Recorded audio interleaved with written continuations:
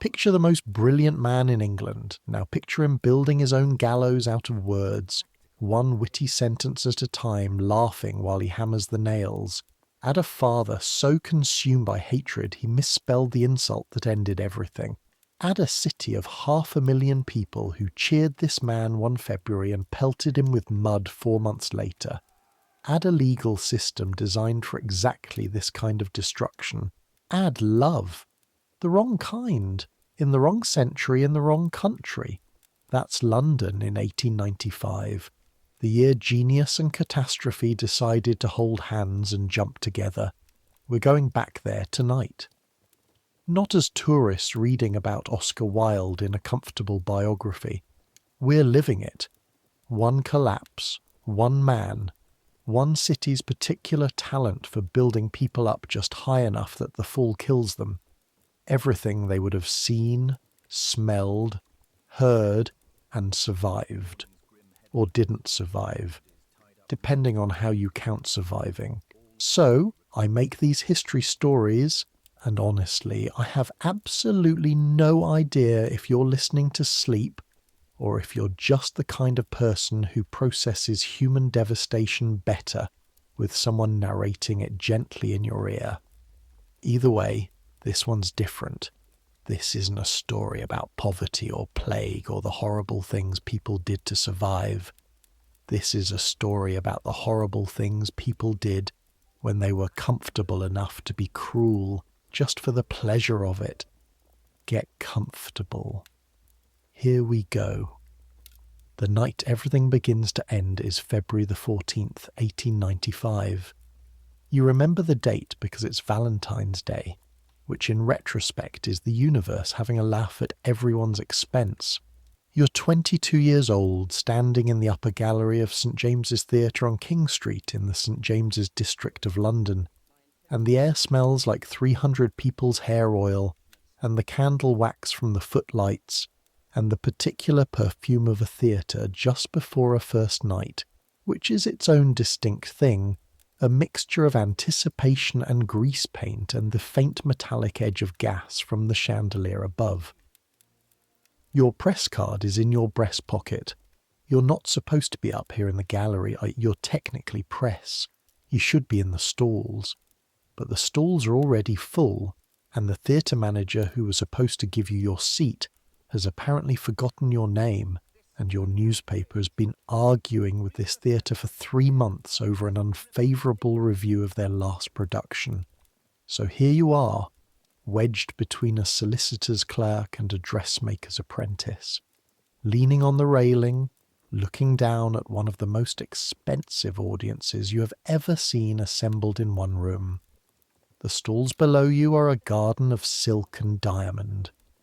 Women in evening gowns the colour of sea glass and champagne, and the particular deep crimson that costs more per yard than your weekly wage. Men in white ties and tailcoats so sharply pressed they look like they were born wearing them. Opera glasses glinting, programmes rustling, a faint percussion of fashionable laughter, the kind that sounds a little too musical to be entirely natural. You can see the royal box from up here, draped in red velvet, empty tonight, but still holding its own gravity. The play is called The Importance of Being Earnest.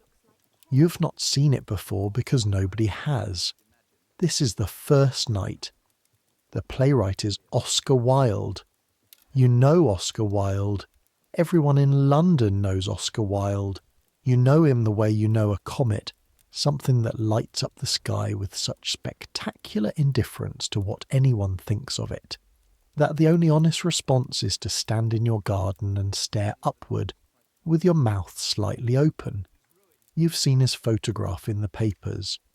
You've heard his remarks repeated in drawing rooms and public houses and barbers' shops, with the same reverent accuracy people use to quote scripture, except people actually seem to enjoy this.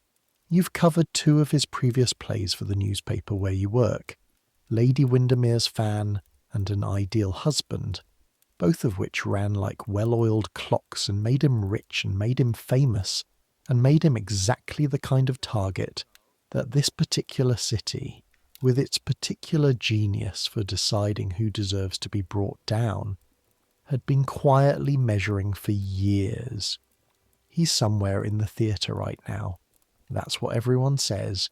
He never watches from the stalls on a first night. Too nervous. Or rather, too conscious of other people watching him watch, which for Oscar Wilde amounts to the same thing.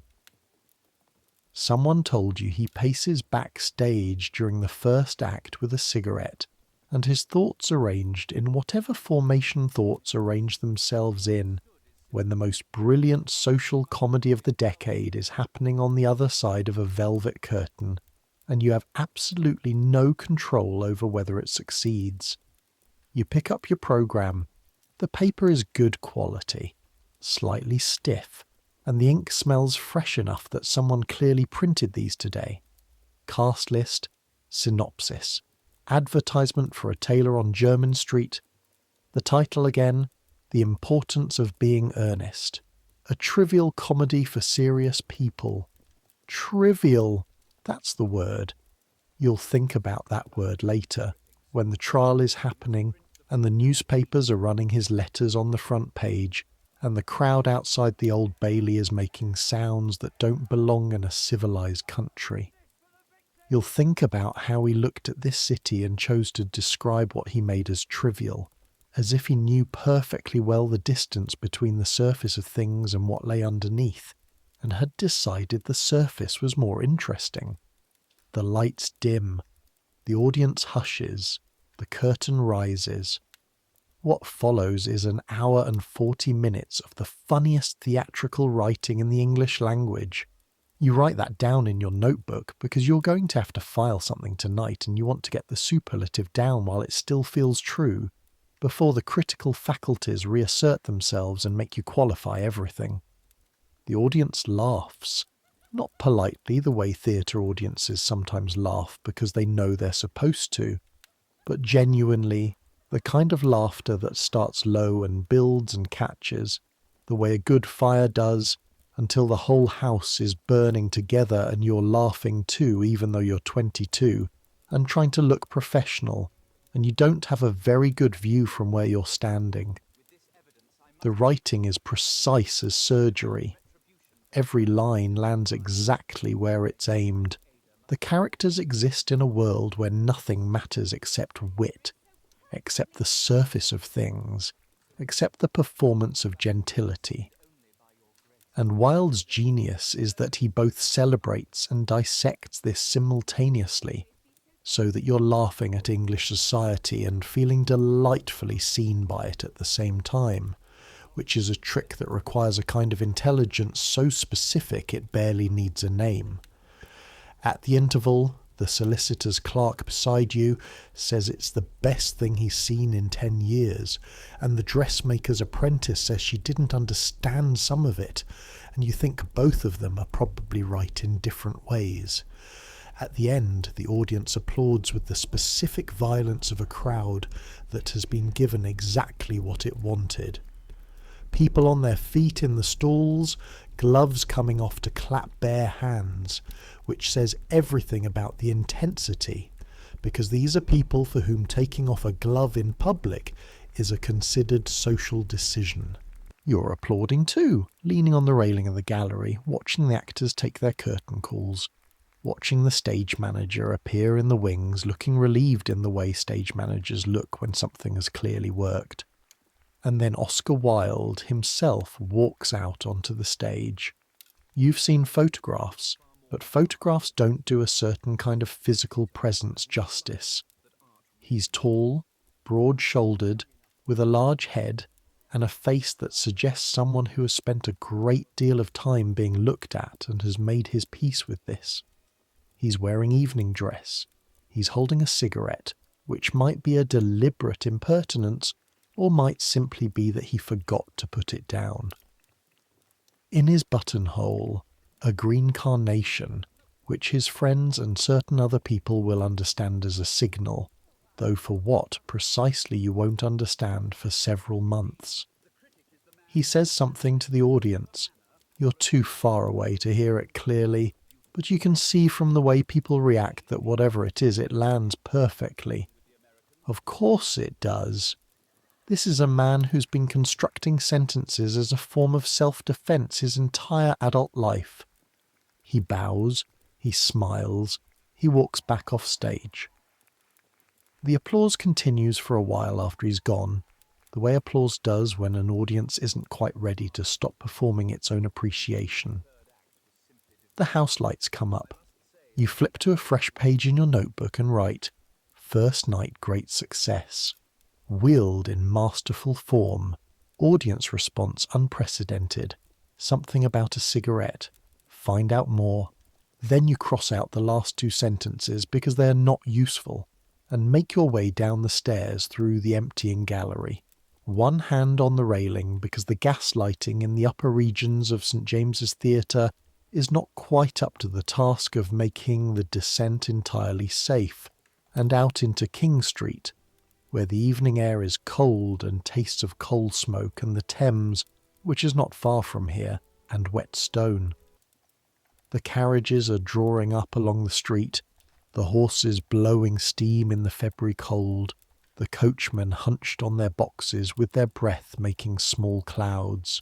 You stand on the pavement and flip your notebook shut and look up at the illuminated facade of the theatre, the gas lamps around the sign making the whole front glow, and think that this is one of those evenings that feels significant.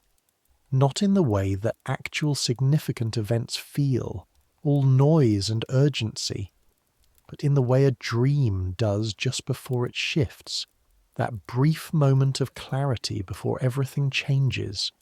You don't know yet. You can't know yet. Nobody who was there that night knew yet.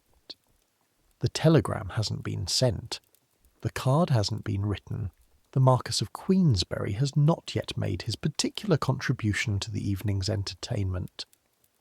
But in a private members' club not very far from where you're standing, a man with a grudge the size of a cathedral and the emotional subtlety of a battering ram has already made his decision. His name is John Sholto Douglas, 9th Marquess of Queensberry. He is 50 years old, a Scottish peer, the man who wrote the rules for modern boxing, which says something about his particular approach to conflict. Highly regulated, extremely violent, winner takes all. He has 3 living sons. The youngest, Lord Alfred Douglas, known to his friends as Bosie, has been a close companion of Oscar Wilde's for the past 3 years. Very close. Close in a way that the Marquess, who has spent a significant amount of energy being angry at the world for various reasons across his entire adult life, has decided to make his particular mission to destroy. He tried to disrupt tonight's first night. He had a plan. He was going to get into the theatre with a bunch of vegetables, carrots and turnips apparently, which says something about the quality of his tactical planning, and throw them at the stage. The theatre got wind of it and refused him entry. 30 policemen were stationed around the building to make sure he couldn't find another way in. So he went home, but not before leaving a card. At the Albemarle Club, where Oscar Wilde is a member, the hall porter receives a small white visiting card from the Marquess of Queensberry. The Marquess has written something on the card in pencil. His handwriting is not apparently his strongest skill because the word he's attempting to write comes out wrong. He means to write sodomite. He writes instead posing somdomite. The hall porter, a man named Sidney Wright, who is going to play a surprisingly significant role in the destruction of one of the greatest writers England has ever produced, puts the card in an envelope and puts the envelope in a rack where members' post is kept. It sits there for 10 days. In the meantime, you go back to your newspaper office on Fleet Street, which is a 15-minute walk from St James's Theatre and the centre of the British newspaper industry, a street that smells permanently of ink and ambition, and the particular anxiety of people who deal in daily deadlines. Your newspaper is a modest one, not the Times, not the Daily Telegraph, but a solid enough afternoon paper with a decent court correspondent and a book section that runs twice a week, and a general air of trying hard. Your name is near the bottom of the masthead. You cover courts mostly, magistrates, police courts, the occasional session at the Old Bailey when something interesting is happening there. Sometimes you cover theatre when the court correspondent is busy, which is how you ended up at St. James's on Valentine's Day. You file your review, 800 words, masterpiece you say, the best thing on the London stage in years. You argue for a superlative with your editor, who thinks it sounds excessive, and you win, which is satisfying, and the piece runs on the 15th under your name, which is only slightly satisfying because you are beginning to understand that having your name in a paper is a pleasure that diminishes quickly as the next day's edition appears and your piece becomes fish wrapping. You go to Bow Street Magistrates' Court. You go to the Old Bailey for a fraud case involving a shipping company. You go to a very dull inquest in Suffolk about a man who fell into the Thames.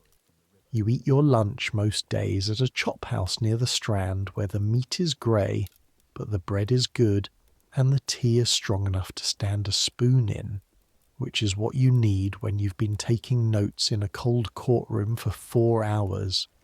London in February. The city exists in a state of perpetual damp.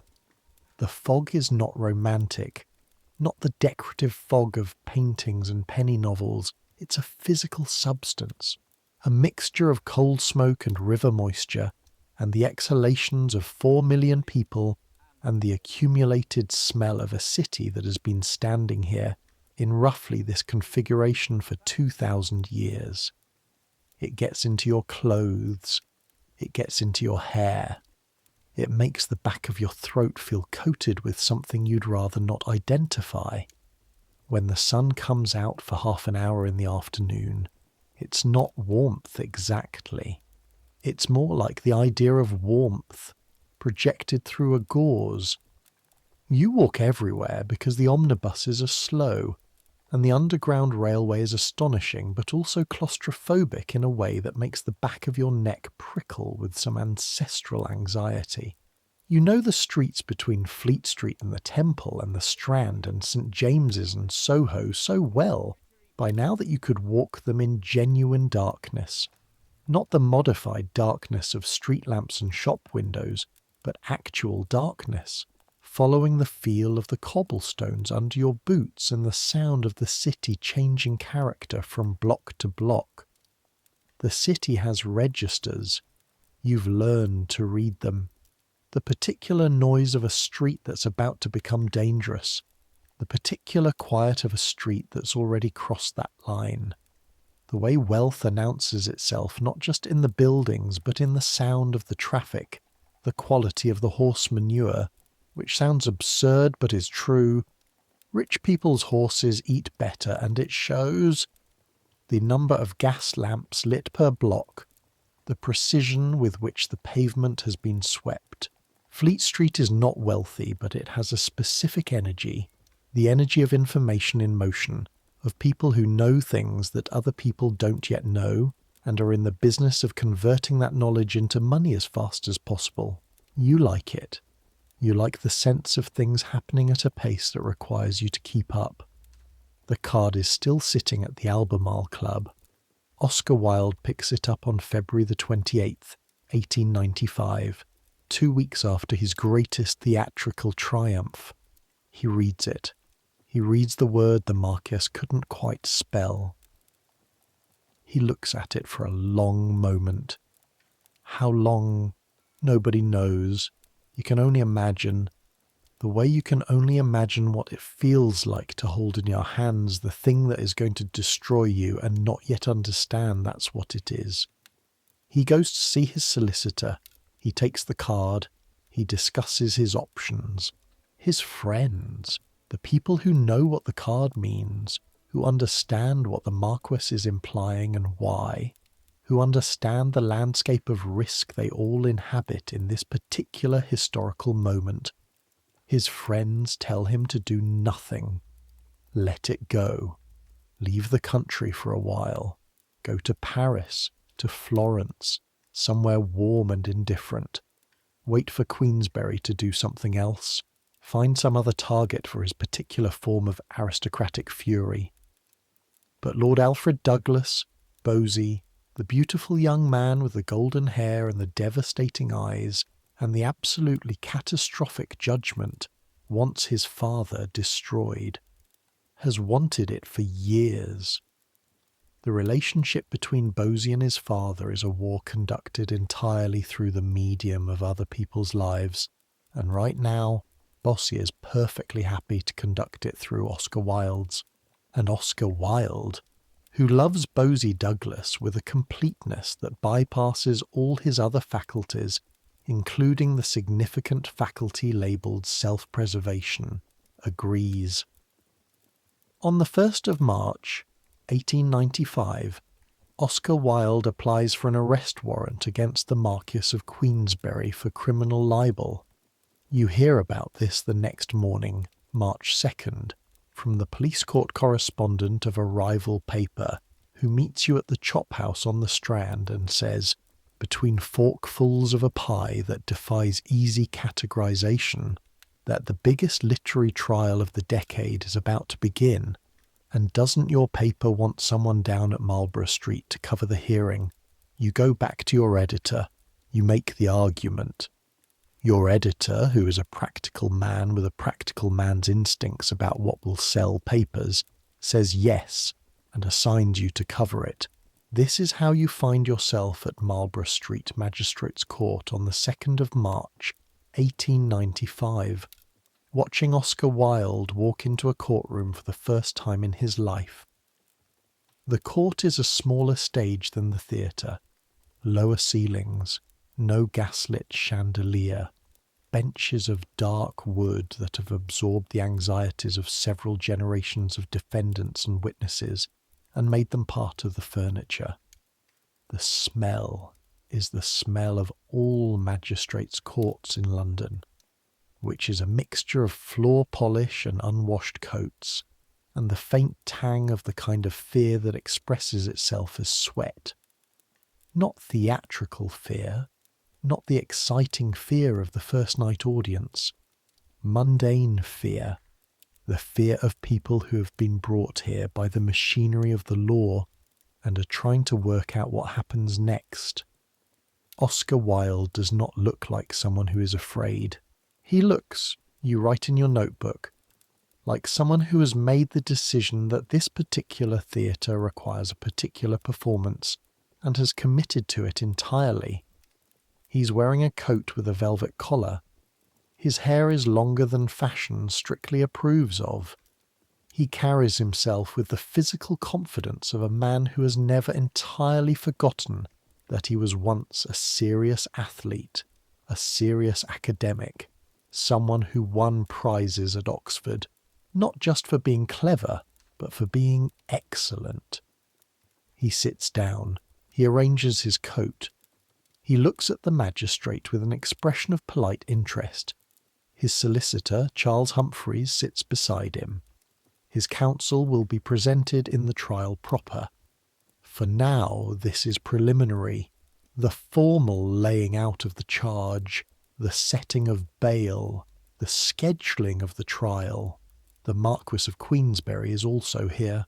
He's shorter than you expected, with a jaw that looks like it was specifically designed for obstruction, and eyes that move around the room with the quick, watchful quality of a man who has never entirely trusted any room he's walked into. He's flanked by his own solicitors. He does not look afraid either. He looks, if anything, slightly pleased. You watch them both in the same room and think, this is going to get much worse before it gets better. You're not wrong. You have no idea yet how comprehensively not wrong you are. The preliminary hearing is brief, technical. The warrant is confirmed. The Marquess is formally charged with criminal libel. The case is set for trial at the Old Bailey in April. Queensberry is released on bail. He walks out of the court with his solicitors and says something to the small crowd outside. You're close enough to hear him. He says, "I will not be intimidated." His voice is clipped, Scottish, absolutely certain. He looks like someone who's been waiting for this particular fight his entire life and has finally been given permission to throw the first punch. You write it down. You file 700 words on the preliminary hearing. Your editor runs it on page 3. The weeks between the hearing and the trial are the weeks during which you begin, slowly, reluctantly, with the particular discomfort of someone realizing that a story they thought they understood is actually a different, much larger story. To understand what this is actually about. You're 22. You grew up in Islington. Your father works in insurance. You went to a decent grammar school. You've never thought very carefully about what the Marquess's card means, about what the allegation against Wilde actually is, because it falls into that category of things that exist in the world but are not examined too closely in the kind of household you've moved through. The law about it is clear. It's the Criminal Law Amendment Act of 1885, Section 11. Gross indecency between males. 2 years hard labour. Maximum. The law is 10 years old. It has been used before, but not like this. Not against someone of this fame, not in this public a forum. Your colleague at the paper, the crime correspondent, a man named Rathbone who has been covering London's courts for 15 years and has the specific grey quality of someone who has absorbed 15 years of human desperation through his skin, explains the situation to you over a glass of porter at the pub across the road from the office. Wilde is suing for libel, Rathbone says, which means he has to prove the card was false, which means he has to demonstrate in court that the allegation is untrue, which means if the Marquess can demonstrate it is true, the libel case collapses and Wilde is exposed to a criminal prosecution under the 85 Act. You hold your glass of porter. So by bringing the prosecution, you say slowly, he's essentially invited them to put the evidence on the table. Rathbone looks at you with the expression of a man who has just seen someone catch up after a long walk. Now you're there, he says. You think about this for several days. You walk to work thinking about it. The law, you decide, is a machine that has no interest in anything except the logic of its own mechanism. Whoever operates it correctly wins. The Marquess of Queensberry doesn't need to love his son. He doesn't need to be a good father or a decent man or right about anything in the broader human sense. He just needs to operate the machine correctly. And he has Edward Carson. Carson is Queensberry's advocate. The name, when your colleague mentions it, makes the room feel slightly cooler. Edward Carson is a Dublin-born barrister of such ferocious intelligence and such precise, sustained aggression in cross-examination that opposing counsels have been known to re-evaluate their clients' positions simply upon learning he's on the other side. He and Wilde were at Trinity College, Dublin together. They knew each other as young men. This fact will become important. The trial date is the 3rd of April 1895.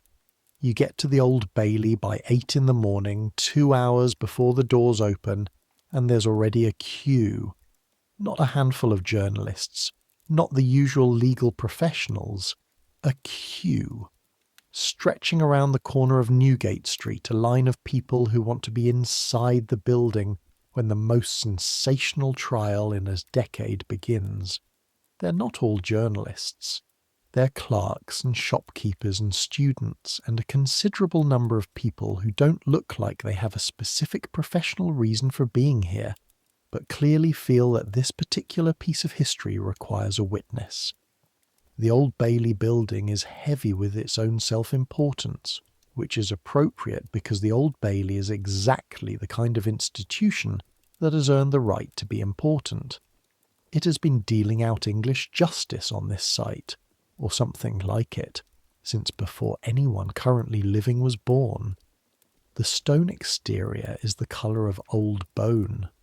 The dome above is topped by the figure of justice, not blindfolded, which is the later tradition. This justice can see perfectly well what she's doing. The scales in one hand, the sword in the other. You get into the press gallery by flashing your card at a bailiff who looks like he's seen everything and remains fundamentally unimpressed by all of it. The gallery fills quickly. The court below fills quickly. The public gallery is packed to a density that would alarm a fire warden, if 19th century fire wardens were a more assertive profession. Oscar Wilde enters the court at 10:30. He's wearing the velvet-collared coat again, or one very like it. He looks stiffed. This is, you will come to understand, a performance decision. He has decided that the performance of composure is the only composure available to him. The Marquess of Queensberry enters shortly after, sits in the dock. He's the defendant, technically. He looks more like a plaintiff. He looks like someone who showed up to collect a prize. The Crown is represented by Mr. Clark and Mr. Charles Matthews. The Marquess is represented by Mr. Edward Carson and several others. Carson. He's a tall man, long-jawed, with deep-set eyes that seem to conduct some private analysis of everything they observe. When he's listening, he's very still, the way a large animal is still when it's paying complete attention. When he speaks, he does so with a deliberateness that suggests every word has been selected from a much larger available vocabulary and found to be the most effective instrument for the particular job at hand. Clark opens for Wilde. He lays out the case neatly and efficiently. The Marquess left a card. The card made a defamatory allegation. The allegation is false. Oscar Wilde is a married man, a father, one of the greatest living writers in the English language. The allegation is wicked and unfounded. Here is why. The public gallery listens. The press gallery writes. You write. Wilde is called to give evidence. He takes the witness box with the bearing of a man who has spent his entire adult life constructing the impression that he is exactly where he wants to be, doing exactly what he planned to do. He answers Clark's questions about his life, his work, his relationship with Lord Alfred Douglas, with a fluency and precision that confirms everything his supporters have believed, and, you notice, everything his opponents have suspected. He is too good at this. He is performing composure in a space that is going to require something more than composure. Then Carson rises to cross-examine. What follows is the thing you'll remember for the rest of your life. Not because of what is revealed, though what is revealed is plenty, because of the texture of it, the precise, grinding, relentless quality of a first-rate legal mind dismantling a first-rate literary mind, and the terrible irony that the same qualities that make Oscar Wilde a genius, the love of language, the gift for the turned phrase, the inability to resist a good line even when the good line is a weapon being put in someone else's hands, are the exact qualities that allow the dismantling to proceed so efficiently. Carson begins with the writing, the books, Dorian Gray, the letter, a letter Wilde wrote to Bossy, a passionate, extravagant letter, the kind of letter poets write, and which was never meant to be read aloud in a courtroom. Carson reads it aloud. The public gallery is very quiet. Then Carson reads other things. letters acquired from people Wilde had met. Young men, some of them very young, most of them not in a social position to be friends with Oscar Wilde in the way that anyone looking at the correspondence straight on would understand. Newspaper boys, hotel pages, a young man named Alfred Wood, a young man named Charles Parker. The names keep coming. The letters between the names, the gifts, the dinners, the hotels, and Wilde. And this is where you start to see it happening, where you start to see the trap closing. Wilde cannot stop being Wilde. When Carson asks him a question designed to make him look guilty, Wilde answers with a joke.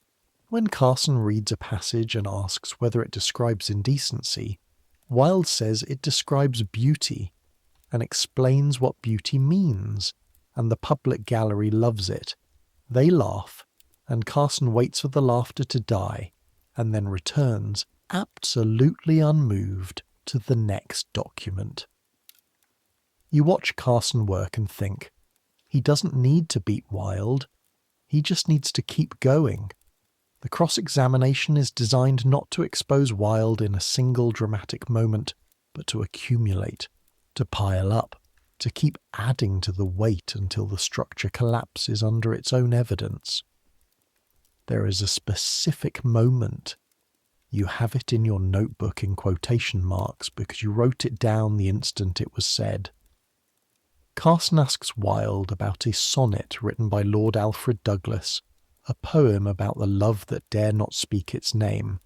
The love that dare not speak its name in this century, Carson says slowly, is such a great affection of an elder for a younger man as there was between David and Jonathan, such as Plato made the very basis of his philosophy, and such as you find in the sonnets of Michelangelo and Shakespeare. He pauses. Is that what it means? Wilde says yes. And then he keeps going. He explains it. He defends it. He makes an impassioned, brilliant, entirely genuine speech about the nature of this love, its historical dignity, its intellectual tradition, its beauty. The public gallery applauds. Carson sits back down. He does not look troubled.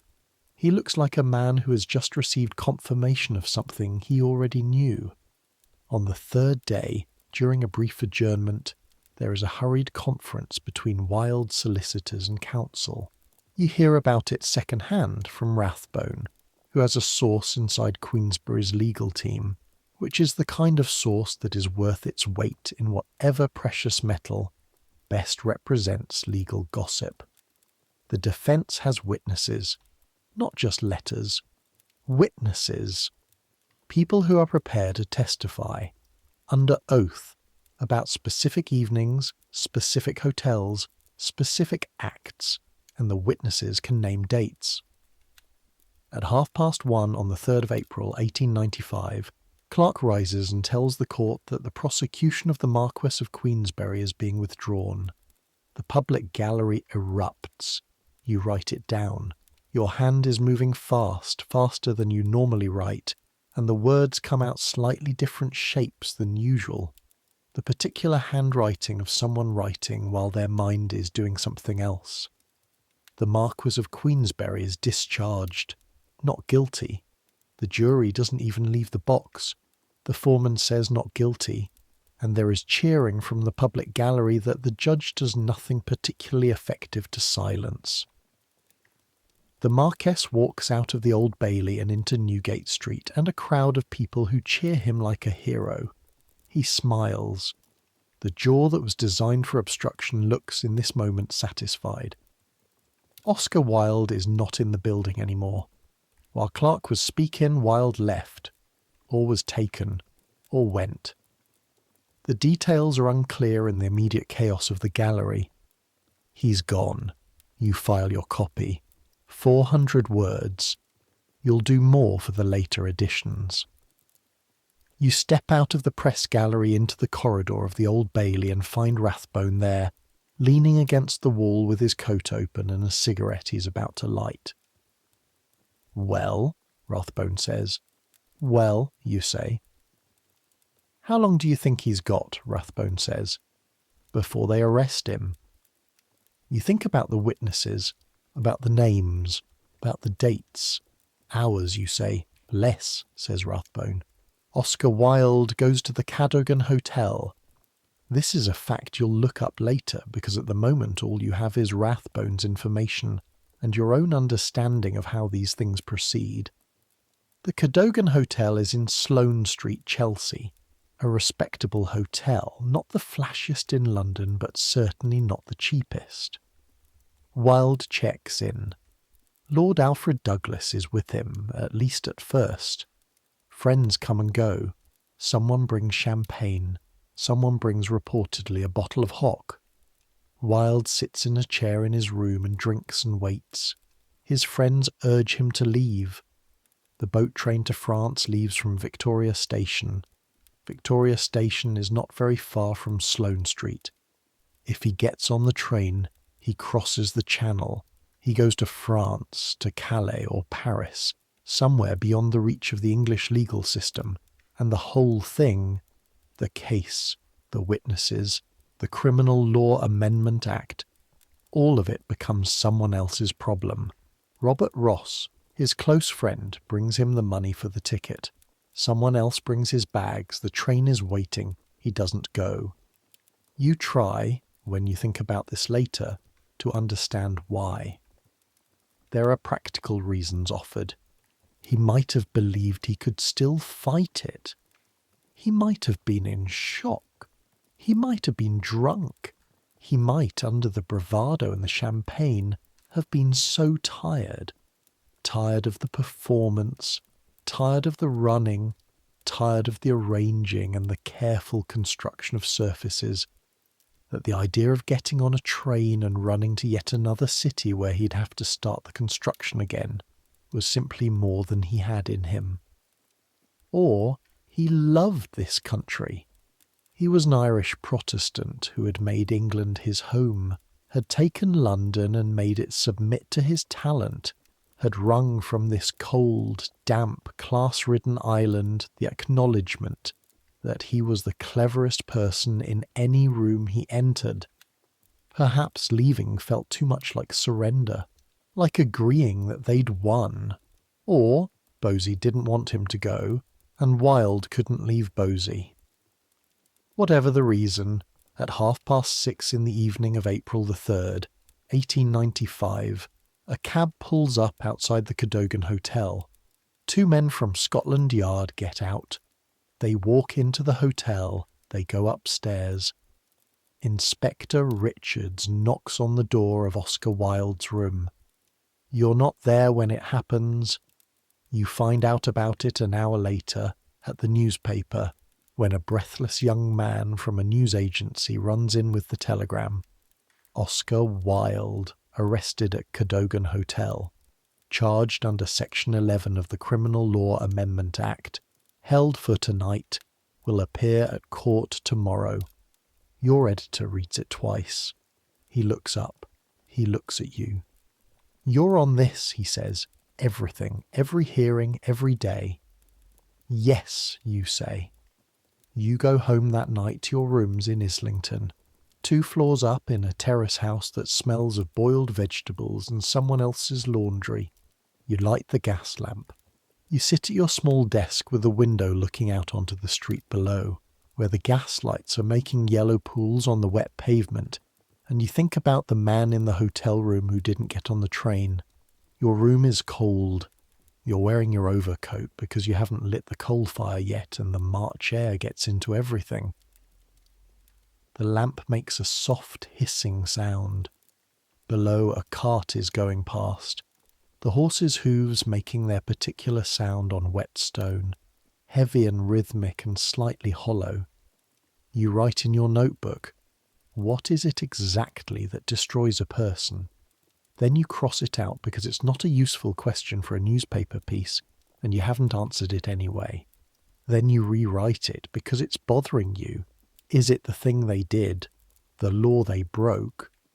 Or is it the moment when the people who are enjoying the performance decide they've enjoyed it enough, and want to watch something else. Wilde was celebrated for years. The same newspapers that are now going to eat him alive were the ones reprinting his epigrams. The same public figures who will soon publicly distance themselves were at his first nights. The same city that is about to decide he is unspeakable was the city that put him on a pedestal and called him a genius and bought tickets to his plays. He didn't change. The context changed. And when context changes in a Victorian city, it changes with the speed and thoroughness of a fire in a building full of paper. You close your notebook. You don't sleep particularly well.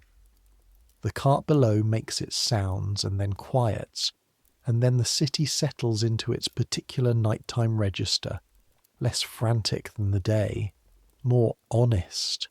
The sounds of a place continuing to exist rather than performing its own existence for an audience. Bow Street Magistrates Court, April the 5th. You're there at 8 again.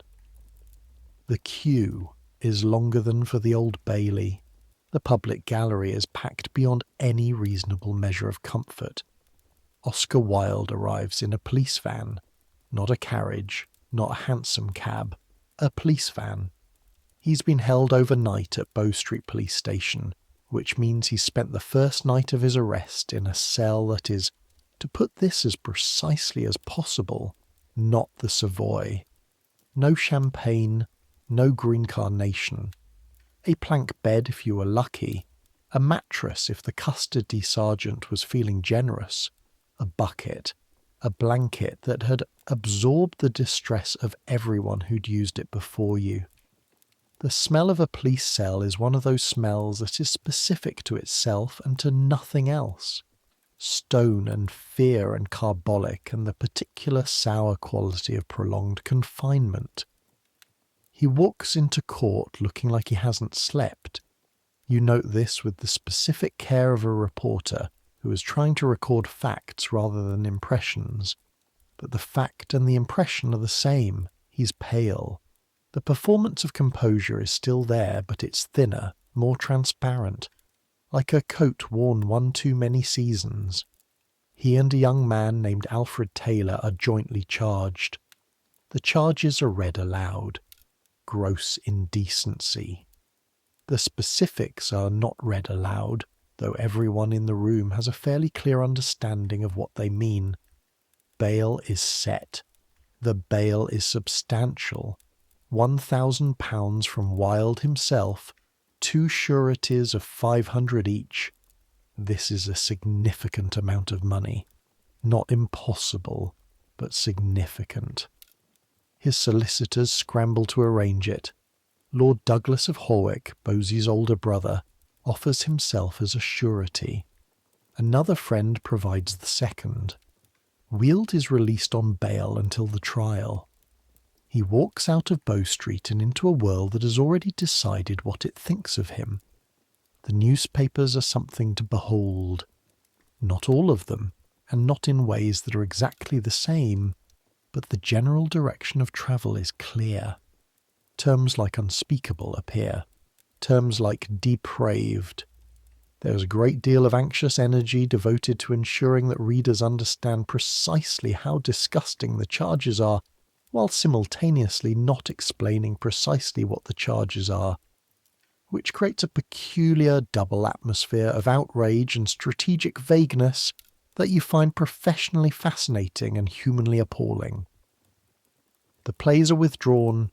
The importance of being earnest, which has been running to full houses since February, closes. An ideal husband closes. The theatres remove Wilde's name from the programmes. The programmes are reprinted without the author credit, as if the plays had written themselves. The books are removed from the display windows of Hatchard's and other booksellers. Not pulled permanently from the shelves, they're still there if you ask, but not displayed, not celebrated, not recommended. He is being, you write in your notebook, erased in real time. like someone taking a painting off a wall and leaving the rectangle of paler wallpaper behind. The shape of the absence visible to everyone who knows what used to be there. His house in Tite Street, Chelsea. The beautiful house he'd spent years filling with paintings and Japanese blue and white pottery, and the particular furniture of a man who treated aesthetics as a moral position, is seized by bailiffs. His belongings are auctioned to cover debts. The auction is chaotic. Strangers pick through the things that furnished his life with the casual interest of people at a jumble sale. Paintings, books, with his annotations in the margins, the private record of how he read and thought and argued with other writers, his children's toys, letters, the green carnation pressed into a book somewhere. You don't go to the auction. You can't face it, and that's a feeling you don't usually allow yourself as a reporter. You file the details from Rathbone's notes instead. Lord Alfred Douglas is in London, and then he isn't. His family, specifically his mother, Lady Queensberry, and his older brother, persuade him to leave. He goes to France. He does not go to prison. He is not arrested. He was Wilde's companion. He was named in some of the testimony. He was, in any honest assessment of the situation, as central to the circumstances that led to this trial as anyone outside the dock. He goes to France and writes poetry and sends letters and is not arrested. This fact will pursue Wilde through everything that follows. The trial begins on the 26th of April at the Old Bailey. Not the libel trial this time, the criminal trial. The Crown versus Oscar Wilde and Alfred Taylor. Gross indecency under the Criminal Law Amendment Act of 1885. You're in the press gallery again. Same benches, same smell, same heavy institutional air of a building that processes human misery at industrial scale and has developed an appropriate architectural gravity. The case for the Crown is presented by the Solicitor General himself, Sir Frank Lockwood, which tells you everything about how seriously the Crown is taking this. This is not being treated as a minor matter. This is being treated as exactly the kind of public statement that the law sometimes makes, not just about a man, but about the position of the law on a question it has decided requires a clear answer. The witnesses are called. You write down the names and as much of the testimony as you are permitted by both the court stenographers and your own capacity to translate what is being said into language that a newspaper can print without the editor having a seizure. Alfred Wood, Charles Parker, various hotel employees who testify to room bookings, to wine being ordered, to the specific logistics of an evening that, in the abstract, sounds entirely ordinary, and in the context of this courtroom, sounds like anything but. Wilde testifies again. This time the cross-examination is conducted by Lockwood, who is less theatrical than Carson but no less effective. He's methodical, Lockwood, in the way that a good mechanic is methodical, not interested in performance, interested in disassembly. On the last day of the first trial, the jury is sent out. They come back after several hours. The foreman rises. He delivers the verdicts. On some counts, guilty. On others, not guilty. On others, the jury cannot agree. A hung jury, not an acquittal, not a conviction. A hung jury, which means the process has to begin again. Another trial. The bail is reconsidered. His counsel argues that the case should simply be dropped. A hung jury, after all, suggests reasonable doubt. The judge denies this. Bail is continued. The retrial is set for the 20th of May. Wilde goes back to his solicitor's office.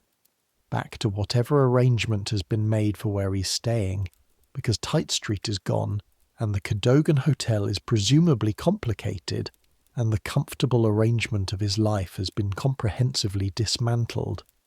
He is, at this point, effectively homeless in his own city. The second trial begins on the 20th of May. You notice things differently this time.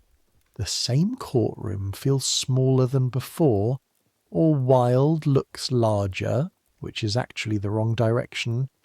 He looks, if anything, frailer than he did in April, his face carrying the particular marks of a man who has spent 6 weeks suspended between two outcomes and sleeping badly and eating irregularly, and being systematically removed from everything that constituted his life.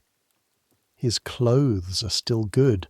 He still sits in the dock with the bearing that is, by now, the only thing left that he entirely owns. But the circles under his eyes are darker, and his face has a quality. You try various words in your notebook. Hollowed, you write, and then cross out.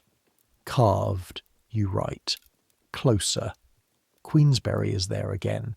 He doesn't need to be. The libel case is long finished, but he comes every day. He sits in the public gallery. He watches. The new prosecutor is more efficient than the last. The witnesses are recalled. The evidence is represented. Wilde is cross-examined again. His friends attempt to offer testimony on his behalf. His solicitors argue and manoeuvre as well as the material allows them to argue and manoeuvre, which is, by this point, not very well. On the 25th of May, 1895, the jury retires. They return in 2 hours and 23 minutes. This is fast. You write the time in your notebook because details are what you have when the larger thing is too big to hold. The clerk of arraigns reads the charges one by one and asks for the verdict on each. Guilty, guilty, guilty. Alfred Taylor, guilty. Oscar Wilde, guilty on 4 counts of gross indecency. The public gallery is not silent. People make sounds. Some of the sounds are satisfied, some are not. The judge is Mr. Justice Wills. He's an elderly man, precise and undemonstrative, with the quality of someone who has spent decades in courtrooms and has developed the ability to conduct proceedings with absolute correctness, regardless of his personal feelings, which is what a judge is supposed to do, and he does it. He puts on the black cap. Not literally. The black cap is the specific tradition for capital sentences, and this is not a capital case. But the formality of the moment has its own weight. He says the words. He looks at Oscar Wilde. He says that this is the worst case he's ever tried. He says the crime is so bad that in his view the sentence must be the maximum the law allows. He says 2 years hard labour. And then he says, the sentence I must give is that I would have been able to have passed an adequate sentence. This is the worst I can do. And it is, I hope, an adequate sentence. He says it is inadequate. He says the maximum sentence is inadequate for the crime as he understands it. 2 years hard labour. Oscar Wilde says something. Nobody in the public gallery quite hears it. One account says he said, "And I? And you? May I say nothing?" Another says he said simply, "And I?" The records disagree. What is clear from multiple accounts is that he was not permitted to speak. The judge had finished speaking. The court had heard what it needed to hear. The sentence had been passed. He is taken down. You file 1,200 words that afternoon. Your editor runs them on the front page under the largest headline your newspaper has used in 3 years. The piece is accurate and carefully written, and you are proud of exactly none of it, which is a new feeling for you and not a comfortable one. The thing about writing about other people's destruction for a living is that you are, on some level, participating in it. Your words are part of the mechanism. Your accurate, carefully written, front-page piece is one of the forces that will follow Oscar Wilde for the rest of his life, that will contribute to the particular climate that decided he needed to be destroyed in the first place, that will ensure that when someone, decades from now, looks at the record of this event, your newspaper's version of it will be part of the evidence. You sit in the pub across the road from the office with Rathbone, who orders 2 porters and drinks his in 3 long pulls and sets the glass down and says nothing for a while. Is this justice? You ask, eventually. Not as a rhetorical question, as an actual one. Rathbone looks at you with a 15-year face. It's the law, he says. Whether it's justice is a different question. The law doesn't care about the same things justice cares about. He picks up his glass. The law cares about the law. 2 years hard labour. In 1895 England, this means specific things. Things you will come to understand only partially, from official reports and the testimony of others, because the inside of a Victorian prison is not a place reporters are invited to observe in detail. But the broad outlines are available to anyone who wants to look. Hard labour means the treadmill or the crank.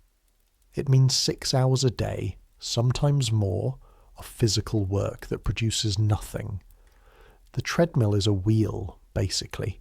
A wheel you walk on, like a mill wheel driven by people instead of water or wind, except that unlike a mill wheel, it turns no stones and grinds no grain. It just turns. Your legs provide the energy. Your body provides the resistance. You walk for 20 minutes and rest for 5, and walk for 20 and rest for 5, and the hours pass in this way, and at the end of it you have produced nothing in the world except the turning of a wheel that serves no practical purpose. The crank is worse, some argue. A handle attached to a box containing sand. You turn it. The sand provides resistance.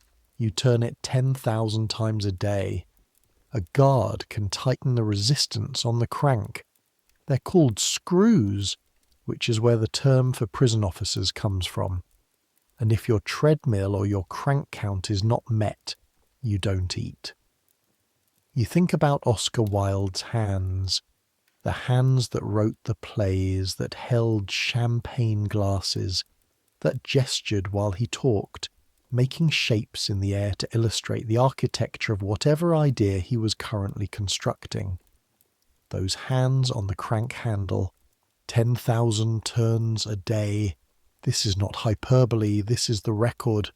The first prison is Pentonville, North London, a model prison of the Victorian era, meaning it was built on specific principles about what prison was supposed to do to a human being, and the principles were not kind.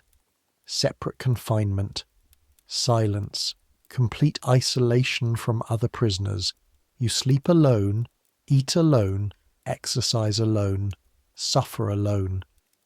The theory was that isolation would produce reflection, and reflection would produce repentance, and repentance was the point of the whole enterprise. The theory ignored several things, including the fact that human beings are not designed for complete isolation, and that the mind, given nothing external to engage with, begins to engage with itself in ways that are not always constructive. But this was Victorian prison reform, and Victorian prison reform had decided it knew exactly what criminality required, which was isolation, hard labour, a diet calibrated to keep you alive but not to give you any pleasure, and a system of regulations so minute and so comprehensive that even the specific way you were permitted to stand in your cell was governed by written rules. The cell is small. You're told this by the official reports that you obtain through your newspaper and read sitting at your desk in the office. The papers spread out across the surface, the gaslight making everything a slightly yellower version of itself. 8 feet by 12 feet. A plank bed. Not a mattress. A plank, because mattresses are a daytime privilege. They're rolled up and stored during the day so you cannot rest during the hours allotted for work. A table, a stool, a slate for writing, a Bible, one specific approved Bible, a bucket for your bodily functions. The food is what the regulations specify. Stirabout. A porridge of oats and meal served at 6 in the morning. Dinner, a small quantity of meat sometimes or bread, the quantities governed by which stage of the sentence you're in, the earlier stages being more restricted than the later. Supper, more bread. Water. This is what you eat and drink. The caloric content is calculated not to make you thrive, but to keep you functional enough to complete your required labour. Oscar Wilde weighs, at the time of his imprisonment, somewhat over £200. By the time he is transferred from Pentonville to Wandsworth, 3 months later, he has lost a significant amount of this. The prison doctor notes this. It's in the records. The doctor's concern is functional. He needs to be alive and able to work, rather than compassionate, but the note is there. You file these details separately, as a piece about prison conditions generally, because to write specifically about what Oscar Wilde is experiencing in Pentonville is to wade into territory your editor thinks might generate more legal trouble than the paper needs right now. You write about the treadmill and the crank and the separate system and the plank bed and the food in the abstract, without attribution, as a piece about Victorian penology. Your editor runs it on page 7. It gets more letters than anything else you've written that year. Most of them are in favour of hard conditions. A few are not. The few that are not come from people who write in handwriting that suggest they are educated and frightened of what will happen if they identify themselves too clearly, and most of them don't give a return address. The letters that are in favour of hard conditions come from people who sign their full names. Some of them write exactly right across the top, which is a slightly unusual form of editorial engagement, but one you grow to find oddly charming in its commitment. Summer passes. You cover other things, a fraud case, a murder in Whitechapel, a parliamentary report on labour conditions in factories. The Wilde story fades from the front pages, as stories do when the dramatic peak has passed and there's nothing immediate to report on. It moves to the back of the file, the place where ongoing situations are kept until they become front page again. But you don't stop thinking about it. You can't quite manage that. In September you go, not for professional reasons, not with your notebook or your press card or any other professional equipment, but simply as yourself, 22 years old, carrying a slight cold that won't quite clear up, with the collar of your coat turned up against the rain. You go to stand outside Wandsworth Prison. Wandsworth is in South London, past the river, in the district of Battersea and beyond. You take an omnibus and then walk, the streets getting progressively quieter and grimmer as you move away from the commercial centres into the residential areas that surround the prison. Streets of brick terraces with front gardens barely larger than a doormat. Corner pubs, a church, a school, the particular quiet of a residential district on a wet Tuesday afternoon when nobody is outside who doesn't need to be. The prison is a large building of dark Victorian brick, solid and permanent and built to communicate permanence. A high wall surrounds the main structure. The gate is heavy iron. There are no windows visible from the street that look like anything except the windows of a building designed to prevent escape. You stand on the pavement opposite the gate for maybe 10 minutes, your hands in your coat pockets, the rain putting a cold film on your face and the top of your head. People walk past. Nobody pays you any particular attention. You're just a young man in a wet coat standing in the street outside a prison. You think, he's in there right now. He's in a cell right now. The crank, the silence rule, the plank bed at night, the Bible that is your only permitted text, the food that keeps you functional, the hours that don't end. You think, what does it do to a mind like that, to have nothing to work with? No books initially. Books are a privilege, earned gradually as the sentence progresses. No writing materials initially. The same privilege system applies. No conversation, no wit, no performance, no audience. The man who used himself as art, who constructed his personality as deliberately and carefully as he constructed his sentences, who was defined at every moment of his adult life by the presence and reaction of other people, that man, stripped of every element that constituted him, what's left? You don't have an answer. You turn up your collar, wipe your face with the back of your hand, and walk back toward the omnibus stop. In November of 1895, Oscar Wilde's mother dies. Lady Jane Wilde, his mother. A remarkable woman in her own right, Irish nationalist poet, intellectual. The woman who held a salon in Dublin and a salon in London, and who would, in the normal arrangement of her son's life, be someone he would rush to be with, someone whose death would be a public grief, attended and witnessed and mourned in the way that the deaths of remarkable people's remarkable parents are mourned, with letters from friends and notices in newspapers, and the particular private devastation of having lost the person who understood you first. He's in prison when she dies. He's not permitted to attend her funeral. A prisoner is not given leave of absence to bury his mother. The leave was requested by his solicitors and refused by the prison authorities.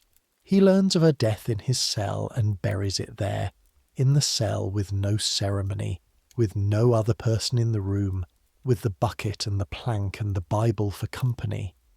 You read the notice of Lady Wilde's death in the Times. You tear it out and put it in a file you've been keeping, a file that has no professional purpose, just a collection of the documents of this particular disaster that you find yourself unable to stop accumulating. A few months before his release, he's been transferred to Reading Gaol by this point, out of London entirely, into a town in Berkshire, a smaller prison, if anything more brutal in specific ways. A prisoner is executed in the yard. Charles Thomas Wooldridge, a trooper of the Royal Horse Guards, who murdered his wife in March of 1896. He is hanged in the yard of Reading Gaol on the 7th of July, 1896, a judicial hanging carried out in the prison yard at 8 in the morning, with the required witnesses present.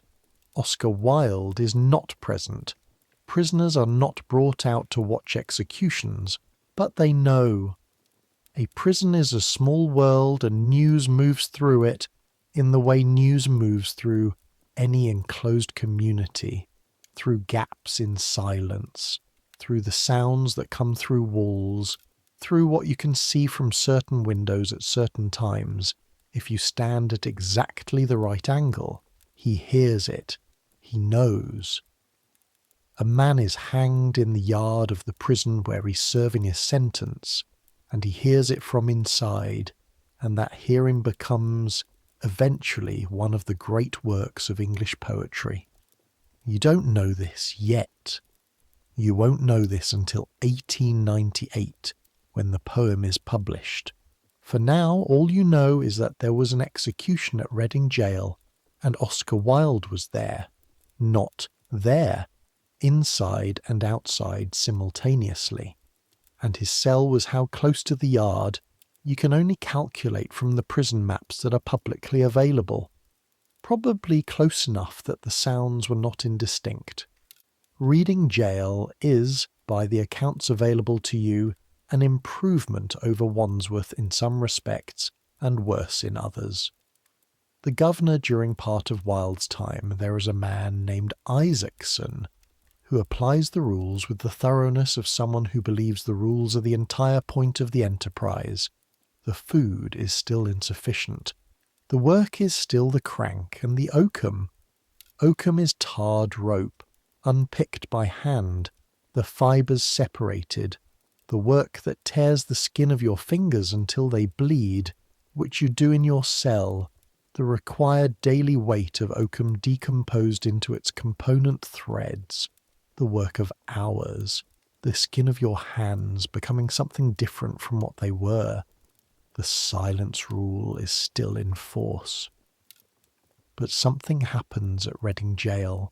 A new governor eventually takes over, a man named Nelson, Major James Nelson, who applies the rules with more discretion, who seems to understand that the purpose of prison and the purpose of deliberate cruelty are not necessarily identical.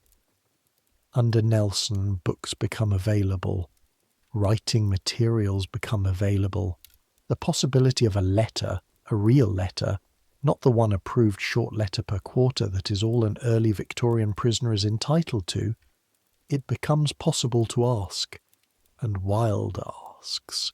He writes a letter, not a short letter, a very long letter, a letter of ultimately around 50,000 words, written in instalments on official prison paper, in a small room in Reading Gaol, addressed to Lord Alfred Douglas. You'll read it later, or parts of it, when extracts are eventually published. You'll read it in the way you read things that affect you more than you expected them to, which is with a particular stillness and a slight awareness that you're not breathing quite normally. It's called De Profundis, from the depths, from Psalm 130. Out of the depths have I cried unto thee, O Lord. In the letter, Wilde does several things simultaneously.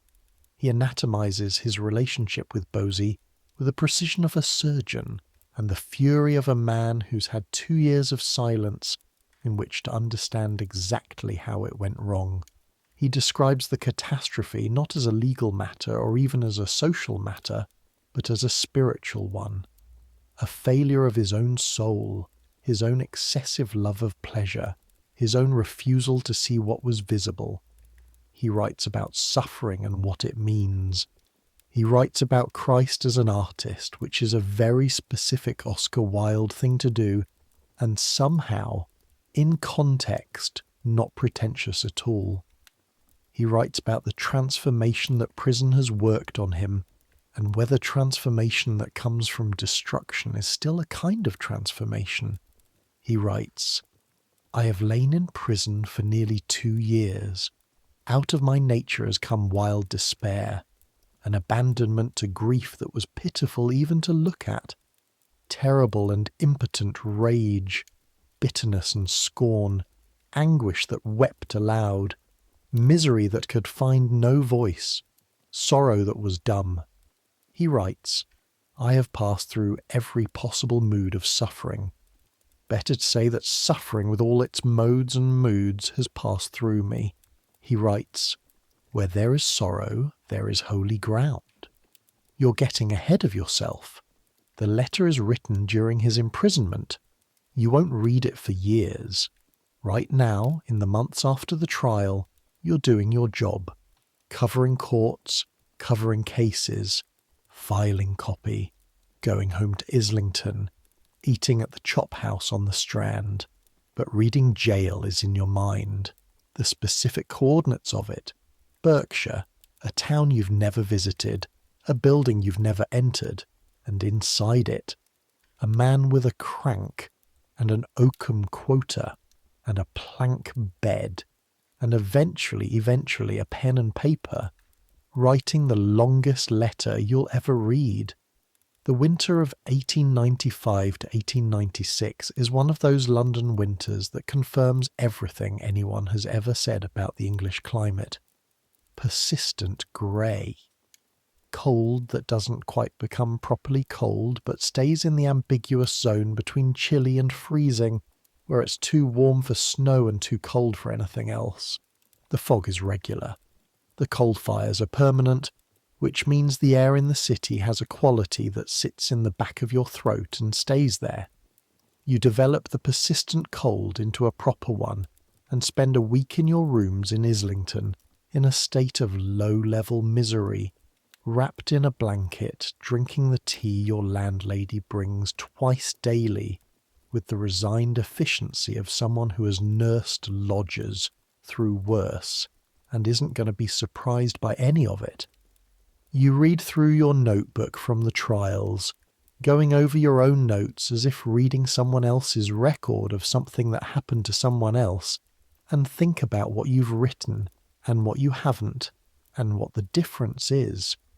Here is what you have written: the facts, the charges, the verdicts, the sentence, the withdrawal of the plays, the auction of the house, the accurate record of a legal process that was itself accurate in the sense of following its own rules correctly. Here is what you haven't written: what it is actually like. The cell, the crank, the silence, the 10,000 turns of a handle that produces nothing, the caloric calculation of a diet designed to sustain function without providing pleasure. The morning you're told your mother has died and cannot attend the funeral, and there is no one in the room with you. You can't write that because you don't know it for certain. You only know it from reports and second-hand accounts, and the prison medical records that are partly available and partly not. And because your newspaper's editor, a practical man, would ask what purpose it serves, what news value, in the press vocabulary of the time, is contained in the precise description of what 2 years of Victorian hard labour does to a human body. But you write it in your notebook anyway. Private. Not for filing. Not for the paper. Just for yourself, because the alternative is to have observed this entire catastrophe and taken nothing from it except the words on the page that are already someone else's property. He's released on the 19th of May, 1897, 2 years since the verdict. The sentence served. The conditions of release require that he leave England, which suits most parties, and he goes to France the same day, to Dieppe, with Robert Ross meeting him at the dock. You're not at Pentonville. He's returned to London briefly at the end, but Rathbone is, and tells you about it afterward.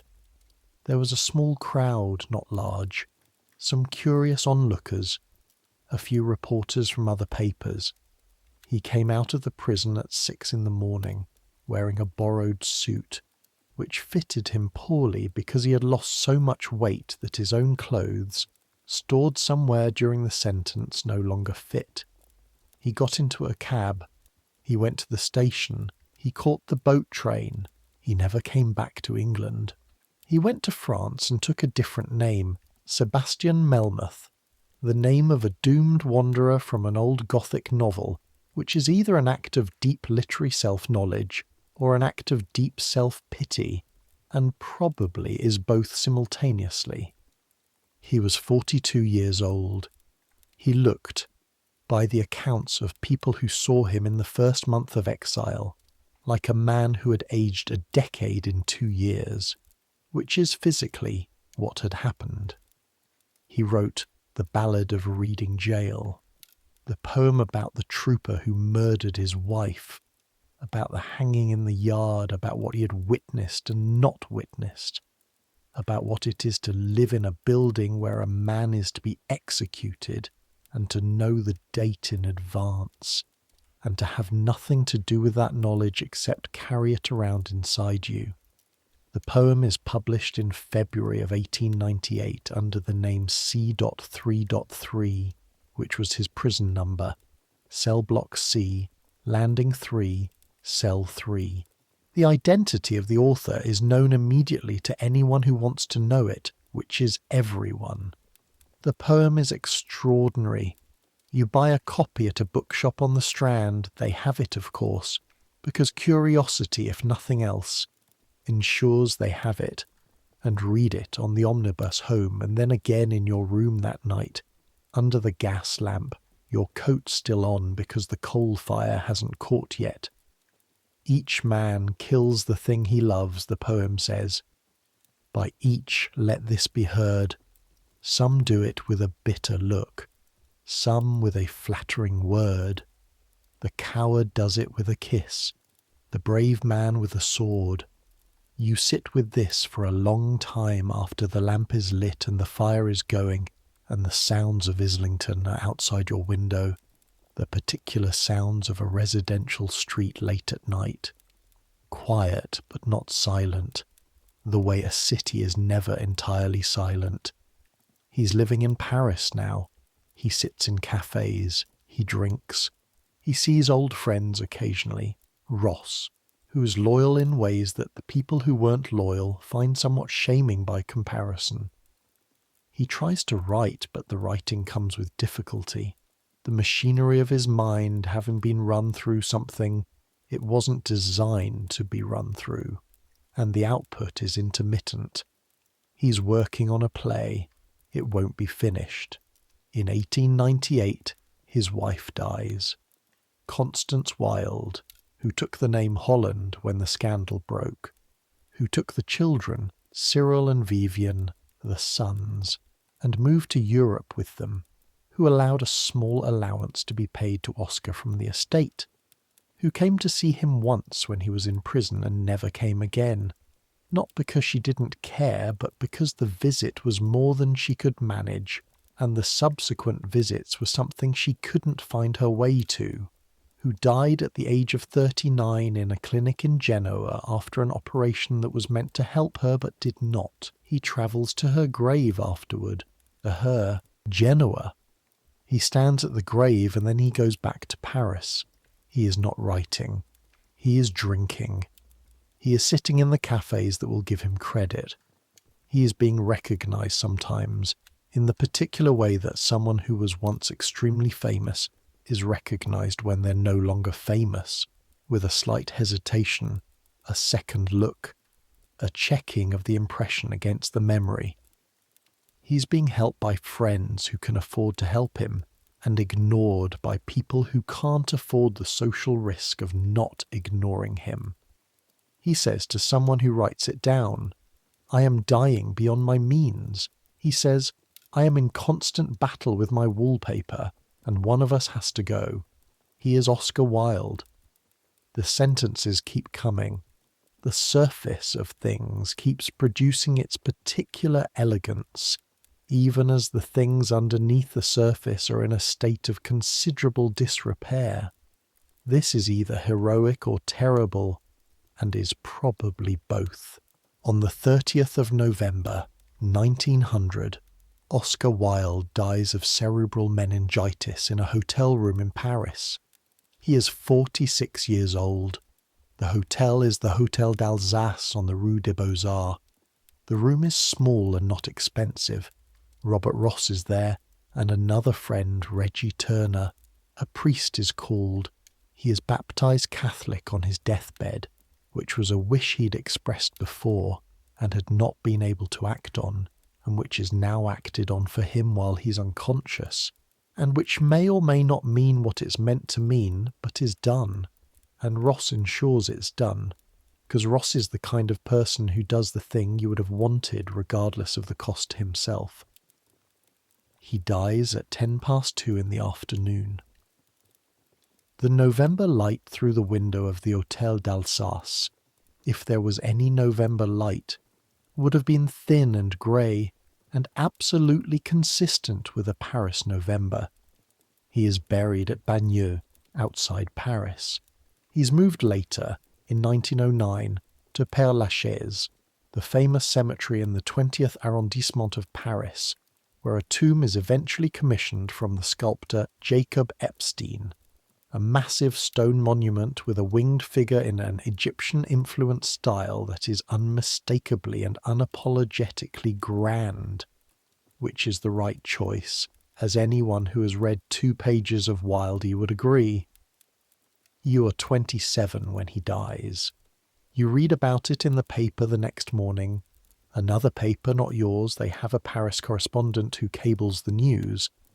and you sit at your desk on Fleet Street with the paper in your hands and think about the night at St. James's Theatre, the first night of the importance of being earnest, February the 14th, 1895, the green carnation in the buttonhole, the borrowed cigarette, the audience applauding with their bare hands.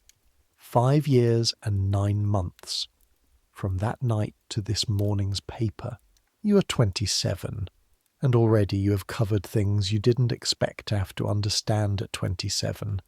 And the thing you've understood least and thought about most is this: what a city decides is acceptable, and when it decides to change its mind.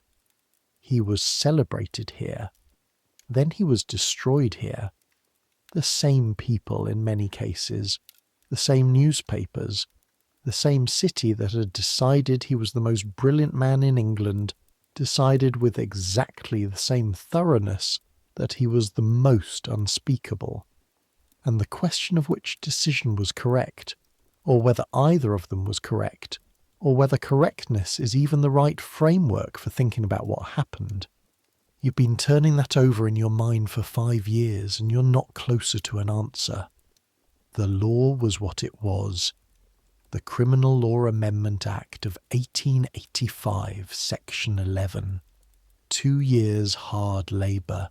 The law said this was the appropriate response to what Oscar Wilde had done, and the law's machinery operated correctly, and the law's machinery ground through a human being and produced, on the other side, whatever it produced. A man who died in a hotel room in Paris at 46. The Ballad of Reading Gaol, De Profundis, the plays which are still being performed. Somewhere, right now, as you sit here in your office on Fleet Street reading about the death that happened yesterday in a Paris hotel. The importance of being earnest is probably being rehearsed or performed in some theatre somewhere in the English-speaking world. The author's name is back on the programme by this point mostly. The rehabilitation is slow and partial and contested and will continue in various forms for decades. But the plays exist, the wit exists, the sentences exist. Some do it with a bitter look, some with a flattering word. The coward does it with a kiss, the brave man with a sword. You fold the newspaper. You put it in your drawer with the other papers. You pick up your notebook and go to Bow Street for a fraud hearing, because life continues to provide fraud hearings, and you continue to cover them, and this is what your life is, and it is a reasonable life, and you're aware of its reasonableness and its smallness simultaneously. But you carry this with you. The St. James's Theatre on Valentine's night, the Old Bailey in April, the prison at Wandsworth, the prison at Reading, the building in Berkshire where a man who turned the English language into a private religion spent 2 years on a crank. Carry it and keep going. This is what London does. It gives you things to carry and keeps moving and expects you to move with it. Now let the city slow down around you. Let Fleet Street quiet. Let the omnibuses stop. Let the carriages on the Strand fall silent and the hawkers on the corner put down their papers and the clocks in the towers stop their mechanical counting for a moment. Let it all settle. You've walked a long way today. Through the years, through the courtrooms, through the winter streets and the summer hearings, and the 5-year arc from triumph to a Paris hotel room, and back to the question that has no clean answer. Your legs carry the weight of all of it. Your mind has been working hard and deserves the same rest that your body does. The London outside the window is different now. The gas lamps are gone. The carriages are gone. The fog is different. The particular Victorian coal smoke fog is gone, replaced by something else, by the light of a city that never learned to be quiet but has learned to be lit, that spreads outward in every direction from the Thames and puts its brightness against the clouds. But the Thames is still there. The Old Bailey is still there. The stone building on Newgate Street still dealing out justice in its particular style, still with the figure of justice on the dome. The plays are still being performed, somewhere, probably tonight, in a theatre in London or New York or Sydney or somewhere you have no knowledge of. Someone is delivering the lines of the importance of being earnest to an audience that laughs with the same involuntary delight as the audience at St James's Theatre on the 14th of February 1895, the night of the Green Carnation, the night before the card. Some things endure, not the things that are supposed to endure, not the legal certainties, not the social consensus about what is acceptable, not the specific configuration of the law, but the things that weren't supposed to matter, the trivial things, the surface of things, the perfect sentence. To lose one parent, Mr. Worthing, may be regarded as a misfortune. To lose both looks like carelessness. This sentence endures. The man who wrote it endured in his way, imperfectly and painfully, and finally not at all. But the sentence is still here. You can say it to yourself in the dark of your room in Islington, and feel it land exactly where it aims, the way it landed for the audience on Valentine's night, 100 and more years ago. Let that be enough for now. Let the week's weight settle into the mattress. Let the thoughts slow their particular speed, the one that matches the pace of a London street in full flow, and find a different rhythm, the rhythm of a city at rest, of a building going quiet, of breath at the end of a long day. You've been carrying a lot of London tonight, more than you needed to, probably. But that's what these stories are. A city's weight, made into something you can hold in your hands for a little while. Tomorrow the courts will open. Tomorrow the city will do what it does, which is everything at once and nothing in particular, and the full complicated business of being a million people living on top of each other in a small wet island, and somehow producing, out of that friction and that fog and that noise, something occasionally extraordinary, something that endures after the person who made it is gone, and the laws that destroyed them have been changed, and the newspapers that covered the destruction have gone yellow, and the specific particular injustice of a specific particular moment has passed into a history that other people read about in the dark to help them sleep. You are warm, you are safe. You are lying in your bed with the sounds of the city at the edges of your consciousness, the same sounds that were at the edges of a young journalist's consciousness in Islington in the 1890s. Not the same sounds exactly, but the same city's version of them. And the city has been making sounds like this for 2,000 years, and will go on making them after everyone who can hear them tonight is gone. Let it go on. Let the sound of the Thames, running between its banks, carrying its centuries of traffic and commerce, and the reflections of gas lamps and then electric lights, be the last thing you hear tonight. Let the plays run in their theatres without you watching them. Let the sentences exist without you carrying them. Let Oscar Wilde's wit be exactly where it's always been, in the air of a city that destroyed him and kept his words, in the laughter of audiences who have never heard his name spoken in the same sentence as the name of a prison, in the particular perfect surprise of a sentence that lands exactly where it aims. Some things don't change. The human need for a story that is also a shelter, the way sleep comes at the end of a long day, like a city finally deciding to rest. Let it come for you now. The thoughts are slowing. The details are softening. The courtroom and the gas lamps and the cold and the damp and the crank turning 10,000 times in a cell in Berkshire. Let it all pass back into the history it came from. Let your breathing slow. Let the dark be dark. Let the sounds at the edges go quiet or go on, it doesn't matter which, because you won't be here to hear them. You've earned this rest. You've been carrying Victorian London around with you all evening, which is genuinely heavy, and you can put it down now. The plank bed and the prison wall and the boat train to France and the hotel room in Paris and the tomb at Père Lachaise, they'll all still be there tomorrow. History is very patient. It has been waiting for you to notice it and will wait for you to notice it again. Right now, there's only this, the warmth, the quiet, the slow drift, sleep, good night. But you're not done yet, not quite. The city isn't finished with you, and you're not finished with it. Go back. Go back to the spring of 1895, before the verdict, before the crank and the plank bed and the specific cold of a Victorian prison cell.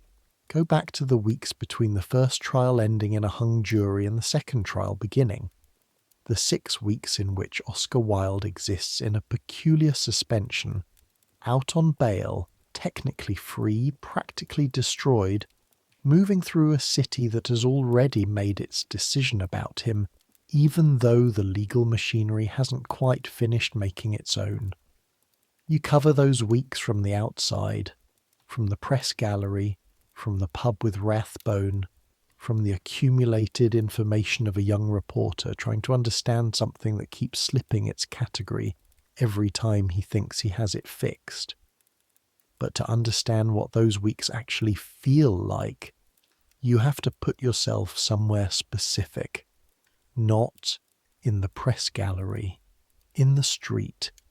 It's April 1895. The first trial has ended. The jury couldn't agree. Wilde is free on bail. His world is gone. The house, the plays, the dinner invitations. But his body is still at liberty, which is not nothing, which is everything, actually, compared to what comes next. You're walking down Piccadilly on a Tuesday morning. The street is what it always is, everything moving at once. The carriages and the cabs and the omnibuses and the pedestrians negotiating the particular physics of a London street, with the practised casualness of people who have done this every day of their adult lives. The flower sellers are at their corners, the early roses just coming into season, the sellers' voices cutting through the traffic noise with that specific musical quality of street vendors who have learned to pitch their voices exactly above the ambient noise without straining themselves. Fresh roses, fresh roses. The air smells of horse and coal and April, which is a specific London smell that contains the first hint of green underneath everything else. The first suggestion that somewhere beyond the rooftops trees are doing what trees do in spring. The sky is that particular English spring sky that can't quite commit to being blue, but has given up being entirely grey, a compromise between ambitions that isn't quite satisfying, but is better than nothing. You're heading to the solicitor's offices in Holborn. Something you need to check for a case you're covering, a financial matter, a company registered at an address you need to verify, a routine errand, the kind of thing a working reporter does 15 times a week without thinking about it. And as you cross the street, the particular art of crossing a Victorian London street being an art, requiring the assessment of multiple moving elements simultaneously, the distance of the approaching carriage, the speed of the horse, the width of the gap, the slickness of the cobblestones underfoot, you see him, Oscar Wilde, walking on the other side of Piccadilly. He's walking alone, not briskly. With the deliberateness of someone who is either in no particular hurry or for whom hurrying is no longer quite available. He's wearing a dark coat, good quality still, not the velvet collar now, something simpler. He walks with his hands in his pockets. His head is up, not bowed, but there is something in the set of it, in the way his gaze moves across the street ahead of him, that is different from the man who walked onto the stage at St. James's Theatre and lifted a borrowed cigarette at an audience of delighted silk and diamond. He's looking at the city the way you look at something you're memorizing, the way you look at a place you know you're leaving. People pass him. Some look and look away quickly, the particular rapid aversion of people who have decided to pretend they haven't seen something. One woman on his side of the pavement actually crosses to your side to avoid walking past him, which requires her to navigate a gap in the traffic that is more dangerous than the social risk of simply walking past a man on a pavement, but she manages it. He doesn't appear to notice, or appears not to notice, which is different. You watch him until he turns a corner and is gone. Then you finish crossing the street and continue to Holborn and check the company register and file the information and write the 600 words the case requires. But you carry the image with you, the dark coat, the hands in the pockets, the way of looking at the city as though you're already somewhere else. The second trial begins on the 20th of May. You've been in courtrooms enough now that the architecture has become background, something you're aware of without registering. The smell is the same as the first trial. The benches are the same. The particular quality of courtroom air, which is the air of a place where things are stated precisely and recorded and cannot be easily unsaid, where the language has a weight it doesn't always have outside, where a sentence, in the grammatical sense, can become a sentence in the legal sense. That particular quality is the same. What's different is Wilde. He's been on bail for 6 weeks.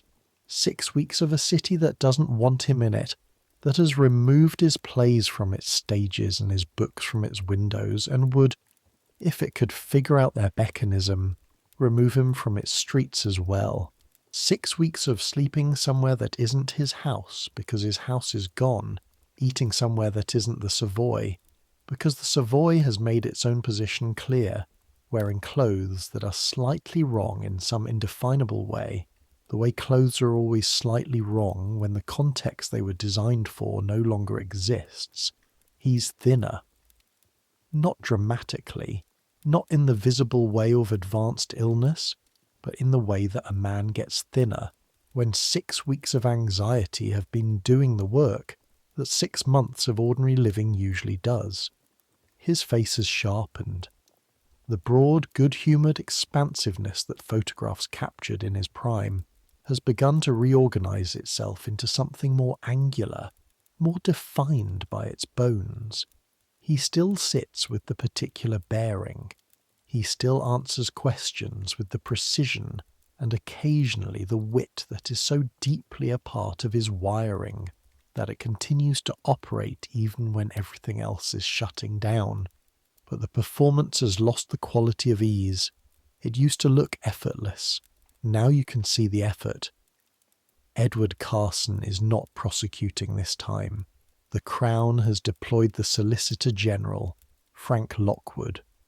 Lockwood is competent, thorough, and utterly without the showy quality that made watching Carson simultaneously horrifying and impressive. He proceeds methodically, document, question, response, document. The rhythm of the courtroom is less dramatic than the first trial, more grinding, less a surgical operation, more a long, wet walk through difficult country. The witnesses come back. Alfred Wood, Charles Parker, and others, the names that appeared in evidence during the preliminary hearings but take on different texture when presented again under oath, in the specific atmosphere of a second trial, with everyone in the room understanding that the first trial failed to conclude, and this one must not.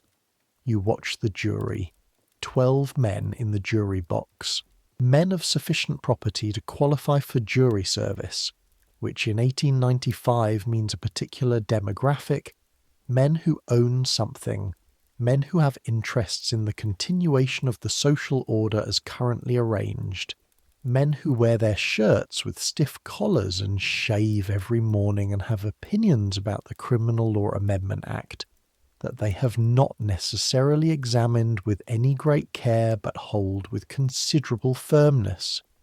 They watch Wilde, they watch the witnesses, they take notes on the small pads that are provided. They listen to the Solicitor General with the focused attention of people who understand they are performing a civic function. What do they think, you wonder, in the moments when the legal performance pauses, when the court takes a brief adjournment and the formal architecture of the trial relaxes for a few minutes, and everyone shifts in their seats and clears their throats? What do 12 men think in the private space of 12 skulls about the man in the dock and the things that are being alleged about him and the question they're being asked to answer? You can't know. Juries are black boxes. The deliberation is invisible. What goes in is the evidence and the law. What comes out is the verdict. The thinking in the middle is private. But you look at their faces and you think about the question they're actually being asked, which is not simply, did he do it? But also, does it matter? And to whom does he matter and why? And what do we, 12 men in a jury box on the 20th of May 1895, want to happen to this man? And you think that the particular configuration of answers to those questions in these 12 skulls is probably not, on balance, going to produce a result that Oscar Wilde will find acceptable May the 25th. The jury retires. The court empties into the corridors. People pace. Cigarettes are smoked by those who have access to a room where smoking is permitted. The bailiffs stand at the doors. The journalists cluster in the way journalists cluster, in a state of suspended professional readiness. Notebooks open, but nothing to write yet. Pens in hand, but nothing to note. You eat a sandwich someone brought from the pastry cook's on the corner. It's mutton, and the bread is a day old, and it's the best thing you've tasted since breakfast, which was nothing because you left Islington at 7 without time for anything except the coat and the notebook and the run for the omnibus. The mutton sits in your stomach with the solidity of something real and grounding in a day that has been mostly abstract anxiety. 2 hours and 23 minutes. You write the time in your notebook in 2 places. Your journalist reflex, when something significant happens, write it immediately. Write it twice, because notebooks get damaged and wet and the entry might be illegible, and the second entry is your insurance against forgetting. 2 hours and 23 minutes, and then the bell sounds from inside the courtroom and everyone streams back in, and the room fills with the same people who left it, but arranged somehow differently, with the particular rearrangement that happens to a group of people who are about to receive a verdict. The jury files in, 12 men. They walk to their box with the slightly self-conscious air of people who are aware that everyone is watching them. The foreman stands, guilty, on 4 counts. You're writing 2 years, hard labour, maximum. And then the judge's voice, precise and unhurried and completely certain of itself, saying that the sentence is inadequate, that the crime is the worst he has tried, that he wishes the law allowed him more. 2 years hard labour, the maximum sentence, and still not enough. And Wilde, from the dock, the words unclear, the attempt to speak overridden by the mechanics of a court that has concluded its business. You write. The pen moves. The page fills. 2 years. Hard labour. The pen moves. But what you're writing in your notebook while the pen moves across the professional page, what you're writing in the part of your mind that isn't filing copy, that isn't doing the job, is something different. You're writing, What does hard labour mean? You're writing 2 years. You're writing crank, treadmill, plank bed, silence rule, insufficient food, no books initially, no writing materials initially, no conversation, complete isolation. You write, he has not got the constitution for this. And then you cross it out because it's not relevant to the piece. And then you write it again in smaller letters in the margin because you can't quite make yourself stop thinking it. The crowd outside the Old Bailey, when you emerge into the afternoon of May the 25th, is not a crowd of sympathisers. The verdict has moved through the street faster than you walked out of the building, which is always the case with verdicts. There is always someone posted at the doors, a runner, someone whose job is to get information from inside the building to outside faster than people can carry it themselves. The crowd knows. The crowd has known for maybe 4 minutes. They're pleased. Not universally, there are people on the edges of the crowd who are silent, who are standing with the specific stillness of people who have heard something that has not confirmed any hope they were carrying, but the centre of the crowd, the vocal portion, is pleased. There is some cheering, not the roaring cheering of a sporting event or a celebration, but a contained, satisfied sound. The sound of a society that has decided something is correct and is expressing its correctness. You stand on the steps and look at this crowd and think, this is what it looks like when a city decides it's done with someone. Not violence, not riot, not the spectacular cruelty of a public execution. Just this, a crowd of people making sounds of satisfaction outside a courtroom where the result they wanted has been delivered. Contained, orderly, correct within the rules, the mechanics of destruction, operating smoothly. You file your 1,200 words. You go home to Islington. You sit at your desk with the gas lamp and the cold room and the notebook open to a page full of observations that will never become newspaper copy. Then the next day you do it again, and the day after that. And that is the job, and the job continues. Pentonville Prison is in North London, in Caledonian Road. A building you walk past on the omnibus route, sometimes without particularly noticing it. You notice it now. It's a radial prison, which is a specific Victorian design, a central hub, with wings radiating outward like the spokes of a wheel. The idea is supervision. From the hub, a governor or warder can see along all the wings simultaneously. Panopticon thinking. The prisoner is always potentially visible. The prisoner internalizes the possibility of being seen and adjusts his behaviour accordingly, even when no one is actually watching. The threat of visibility is a substitute for actual surveillance. The cells in the radial wings are arranged in 3 tiers, stacked with iron galleries giving access to the upper tiers. Each cell is the small rectangle you know from the official reports. The door is heavy, fitted with a small spy hole through which the warder can observe without being seen. The prisoner cannot know from inside whether the eye is at the spy hole or not. This is deliberate.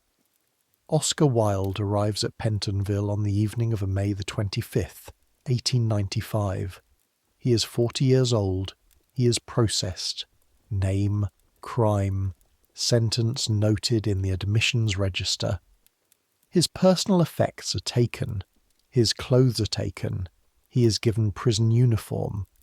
The uniform is made of a coarse fabric called broad arrow cloth, marked with the broad arrow stamp of government property.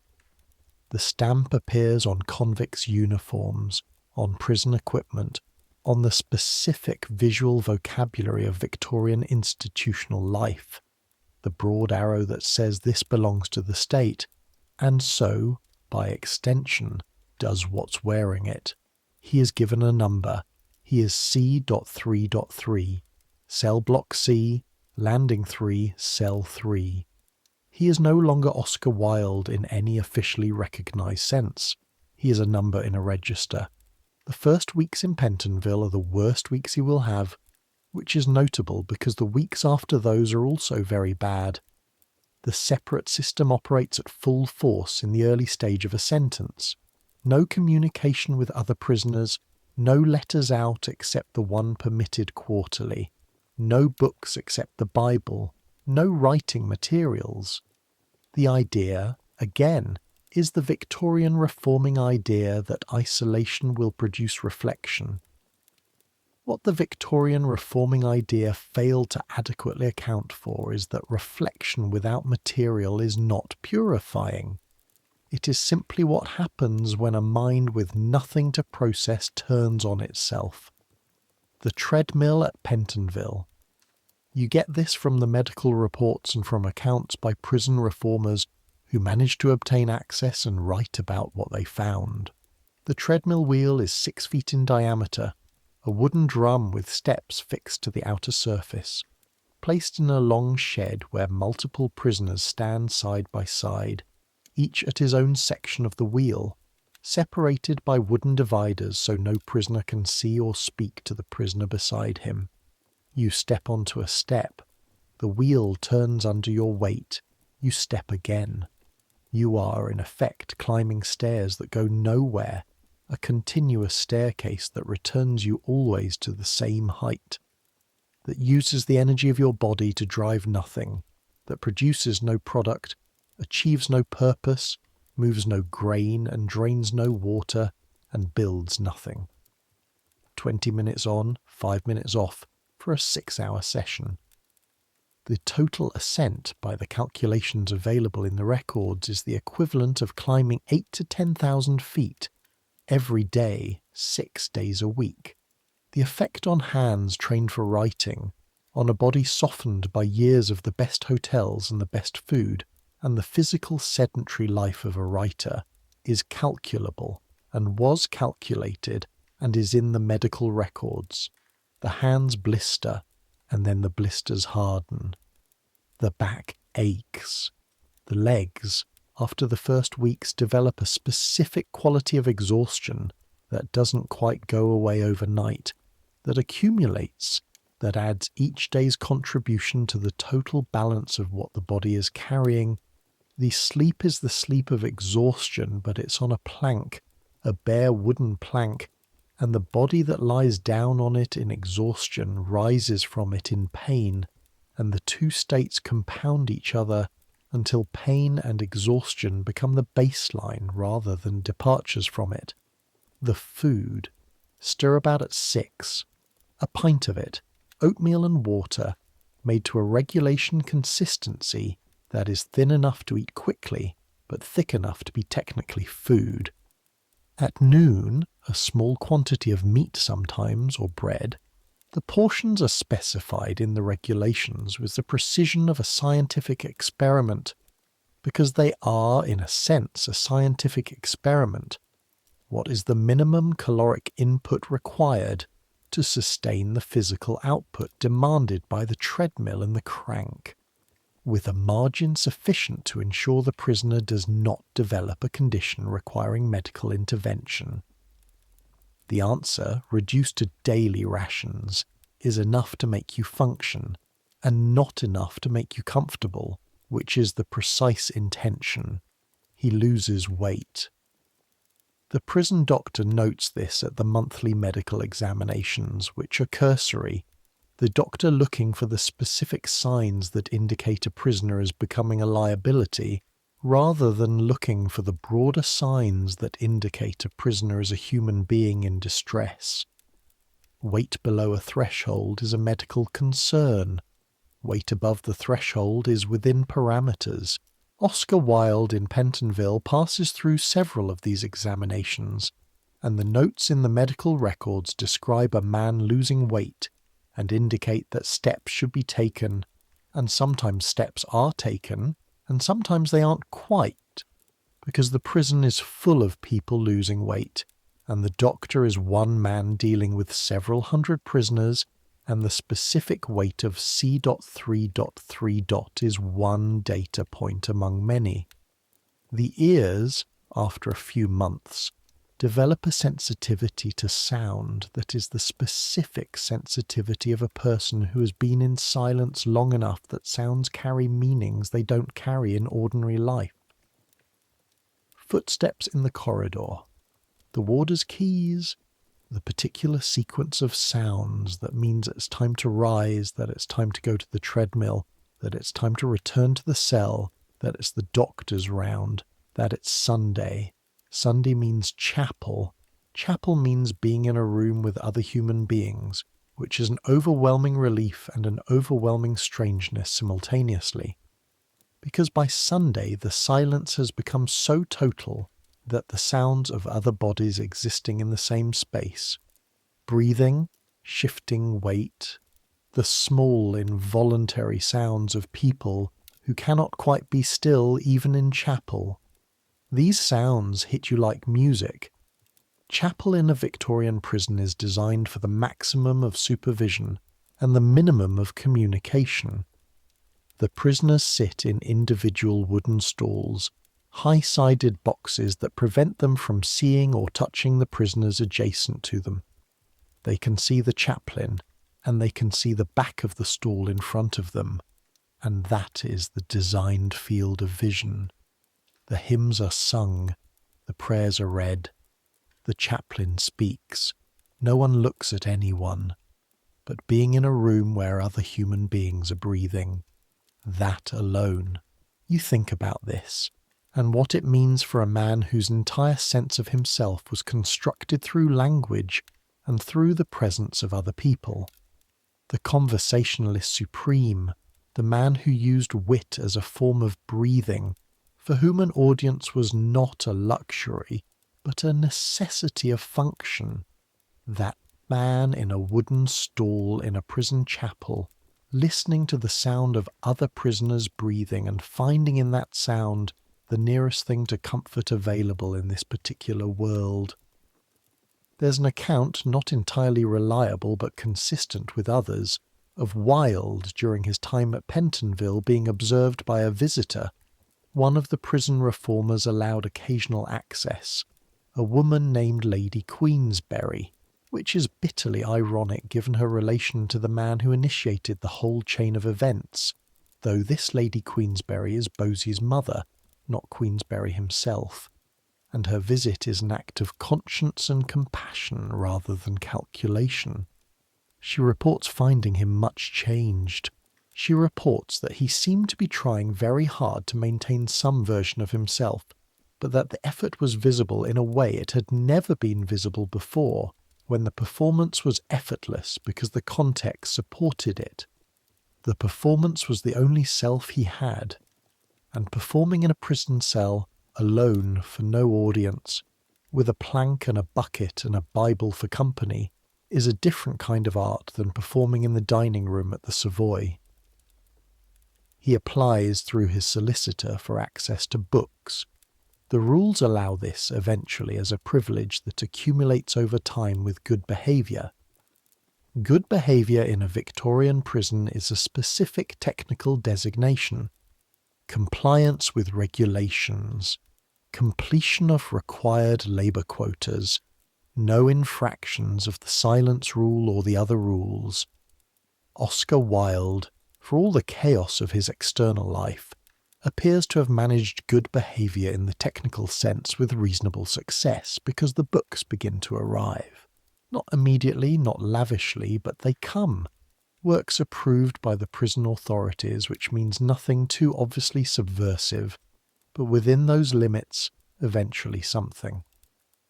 When he is permitted to read again, when the first approved book arrives, and he sits on the stool in his cell and opens it, he can only try to imagine what that feels like.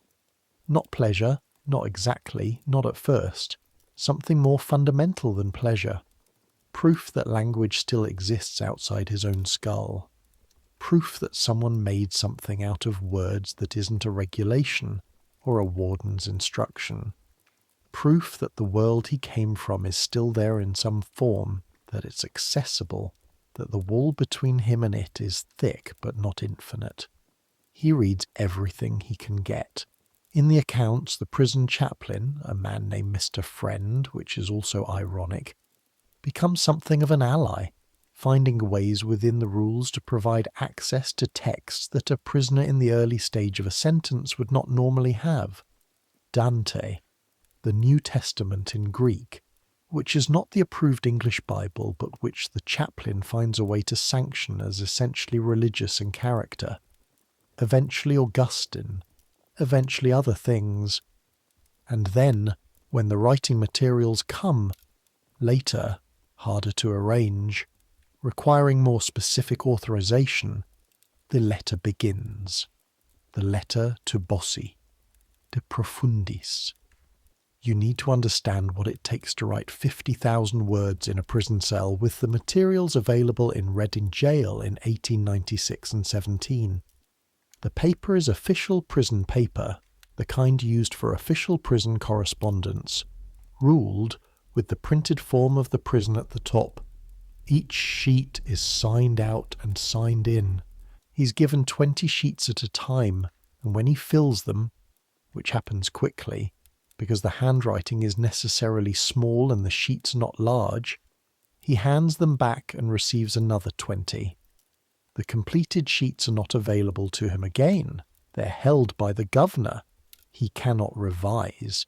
He cannot reread what he wrote last week and adjust it in light of what he's writing this week.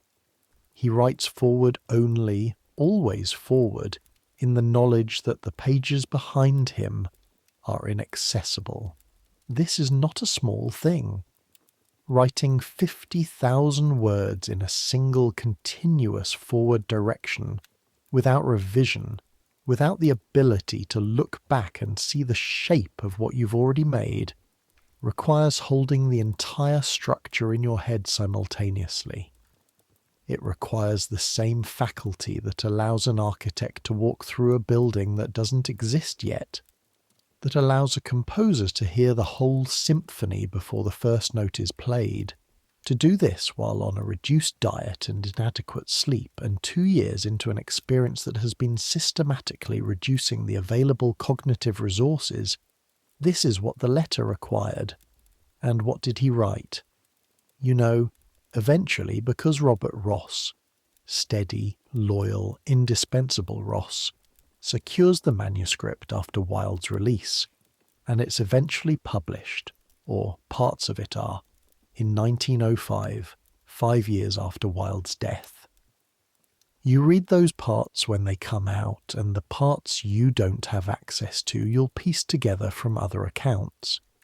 He writes to Bosie. He addresses him by name, over and over, "Dear Bosie, Bosie," which is both tenderness and accusation, both of them at once. Because that is the particular complexity of a relationship that was all tenderness and all destruction simultaneously. He tells him, "You must understand what you cost me." He says this not with the clean authority of someone who has moved past it, but with the ongoing difficulty of someone who still loves the person he's talking to and is trying to make the love and the accounting coexist in the same sentence, which is very hard, which anyone who has ever loved someone who also hurt them will recognize. He describes the dinners, the fights, the way Bosie's moods move through a room like weather, making everyone in the room adjust themselves to accommodate it. The way Bosie's relationship with his father, the war between them that consumed everyone in its vicinity, was the hidden third element of the relationship, the one neither of them spoke about directly, but which determined everything. He describes arriving after one of Bosie's catastrophic rages at a hotel in Brighton, sick with a bad cold that Bosie refused to nurse him through, and lying in his hotel bed while the management sent up a doctor who prescribed rest and fluids, and realizing that he was sick and alone and that the person who should have been there wasn't, and that this was a pattern, not a deviation. He writes, "I blame myself, Bosie. I was old enough to know better. I should have removed myself from a situation that was destroying both of us." He writes, "I didn't because I loved you. And I know that love is not an excuse. I know that perfectly well. But I ask you to understand that it is at least an explanation." He writes about beauty.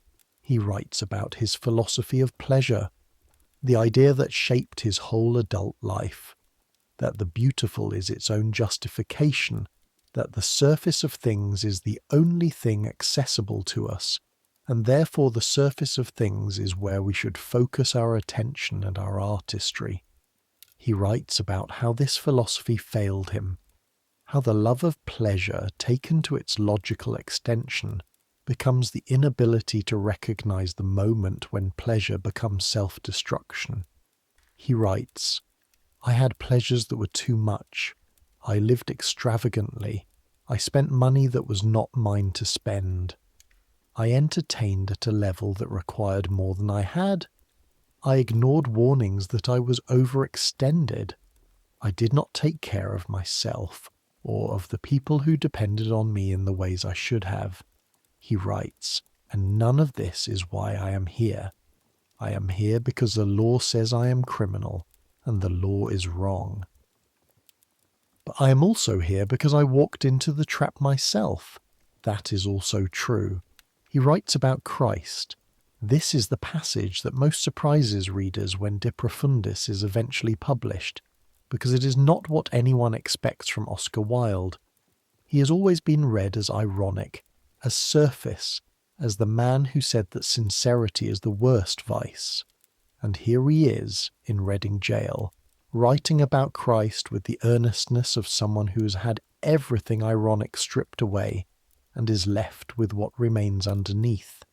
He writes, "Christ understood the beauty of suffering. Not that suffering is beautiful in itself, but that the person who suffers completely, who goes all the way through the suffering to its other side, discovers there a kind of understanding that is not accessible by other means." He writes about the Sermon on the Mount as the greatest poem ever written. He writes about sorrow as holy ground. He writes, "Where there is sorrow, there is holy ground." And this, you think, reading it years later in your room in Islington with the lamp and the notebook and the sounds of the street below, this is the most extraordinary thing. Not the bitterness, not the accounting, not the brilliant dissection of how it all went wrong. The most extraordinary thing is this, that a man who spent his entire adult life constructing the most sophisticated possible version of the idea that surfaces are what matter, that style is substance, that wit is the highest form of intelligence, that man, stripped of every surface, every audience, every context in which the performance was possible, finds underneath the surfaces not nothing, but something. Something that looks unexpectedly like sincerity. He didn't expect it either. You can tell, reading the letter, that he's surprised by it, that the version of himself who exists at the bottom of 2 years of hard labour and insufficient food and silence and the slow loss of everything that constituted him externally, that version of himself is not the version he would have predicted. He calls the letter a sorrowful exercise of the soul. He's right. It is. It's also one of the great works of English prose, which he would also have said, but would have said it as a formal observation rather than as a claim. Because in Reading Gaol, the distinction between observation and claim has collapsed, the same way all the other careful distinctions of his public self have collapsed, and what's left is just the man writing. The manuscript is handed over to Ross upon Wilde's release. Ross puts it in a box. He doesn't publish it all immediately because the contents would devastate several people who are still alive, and Ross is always aware of the claims of the living against the claims of the archive, and manages this balance with more care than most. But he keeps it. He keeps all of it. Let's go to Reading. Reading Gaol is in Berkshire. To get there from London, you take the Great Western Railway from Paddington Station, which you've done twice for other reporting purposes, cases held at the Berkshire Assizes, a drowning inquiry at Henley, and the journey takes about an hour depending on the service. You watch London fade into suburb, and suburb into fields, and the fields of the Thames Valley open up on both sides with the specific flat green quality of southern English lowlands in mild weather, willows along the river, the occasional church spire, the smell coming in through the carriage window of agricultural land doing what agricultural land does. Reading is a market town, a wool town historically, then a biscuit town. Huntley and Palmer's is here, making the biscuits that go to every corner of the empire, that are eaten in India and in Australia, and in the holds of ships on long voyages, the specific reliable plainness of an English biscuit travelling the world in tin boxes. The town is pleasant enough. Broad streets, a market square, the river. The particular English town quality of having been here long enough that the buildings have settled into each other with comfortable familiarity. The jail is on the edge of the town at the Reading end of Forbury Road, a building of red Victorian brick behind a high wall, built in the 1844 period, and therefore more modern than some of the prisons, but no more comfortable for that. The regime at Reading, when Wilde arrives, transferred from Wandsworth in November of 1895, is under the governorship of Colonel Isaacson, who applies the rules with a thoroughness that amounts to deliberate cruelty in some of the specific instances on record, though whether deliberate is the right word is a matter of interpretation. Some people follow rules with cruel thoroughness, because they are cruel people, using rules as a vehicle. Others follow rules with cruel thoroughness, because they believe the rules are the point, and the humanity affected by them is secondary to the rule's function. Isaacson may be either. The records don't entirely clarify it. Wilde arrives at Reading in the November of his first year in prison. He's been in Pentonville and then Wandsworth and now Reading, which is not a transfer made for his comfort, but for the administrative reasons that move prisoners around the system, parcelling out the population among the available institutions. He arrives thin and damaged in the specific way that a year of hard labour has damaged him, which is to say that the body that arrives at Reading is measurably different from the body that went into Pentonville in May. The Reading winter. Berkshire winters have the particular damp cold of river towns, the Thames Valley holding moisture and cold together in a way that London does also, but more completely. With fewer people to generate warmth, fewer bodies pressing against each other, fewer coal fires per square mile. The cell in Reading is cold, the plank bed is cold, the uniform is not warm enough for the winter. There is a specific incident in the record at Reading that you read in a report written by a prison reformer and published in a pamphlet you obtain from a circulating library that stocks this kind of thing. The incident involves Wilde being made to stand on the platform of Clapham Junction Station, in the middle of transferring between prisons, handcuffed, in prison uniform, in the crowd of ordinary travellers, and being recognised, and people stopping to stare, and some of them laughing, and him standing on the platform for half an hour in this way, handcuffed, in the crowd, being laughed at. The reformer's pamphlet describes this as an unnecessary and deliberate humiliation. The prison authorities described it as a logistical necessity of the transfer. The specific truth of which description is accurate depends on what you believe about the intentions of the people managing the transfer. Wilde himself described it later in a letter to the Daily Chronicle. He wrote, I myself experienced the most terrible suffering from this cause during the early days of my imprisonment, when I had to wait for 2 hours on the centre platform of Clapham Junction, surrounded by a crowd of people who are neither poor enough to be ignorant nor educated enough to be just. He wrote it with the precision of a man who had had a year and a half to think about it, and had not found a way to resolve it into something neutral. The sentence is very good, as always. Even the sentence about the worst thing that happened to him at a train station is very good. He cannot help it. The sentences keep coming, even here. Major James Nelson takes over as Governor of Reading in July of 1896. The difference is noted by everyone who has occasion to note it. Nelson operates within the same rules, the same regime, the same regulatory framework, but he operates within it with the discretion of someone who has made a judgment call about what the rules are for. He allows Wilde to walk in the garden sometimes. He finds ways to make the book privilege available earlier than the rules strictly require. He allows the writing materials within the sanctioned framework in a way that Isaacson would not have sanctioned. He is not kind in any sentimental way. He is practical, and his practicality happens to look, from where a prisoner stands, like kindness. The distinction matters in principle, and doesn't matter at all in practice. Under Nelson, the letter is written. The letter and the poem that will come after.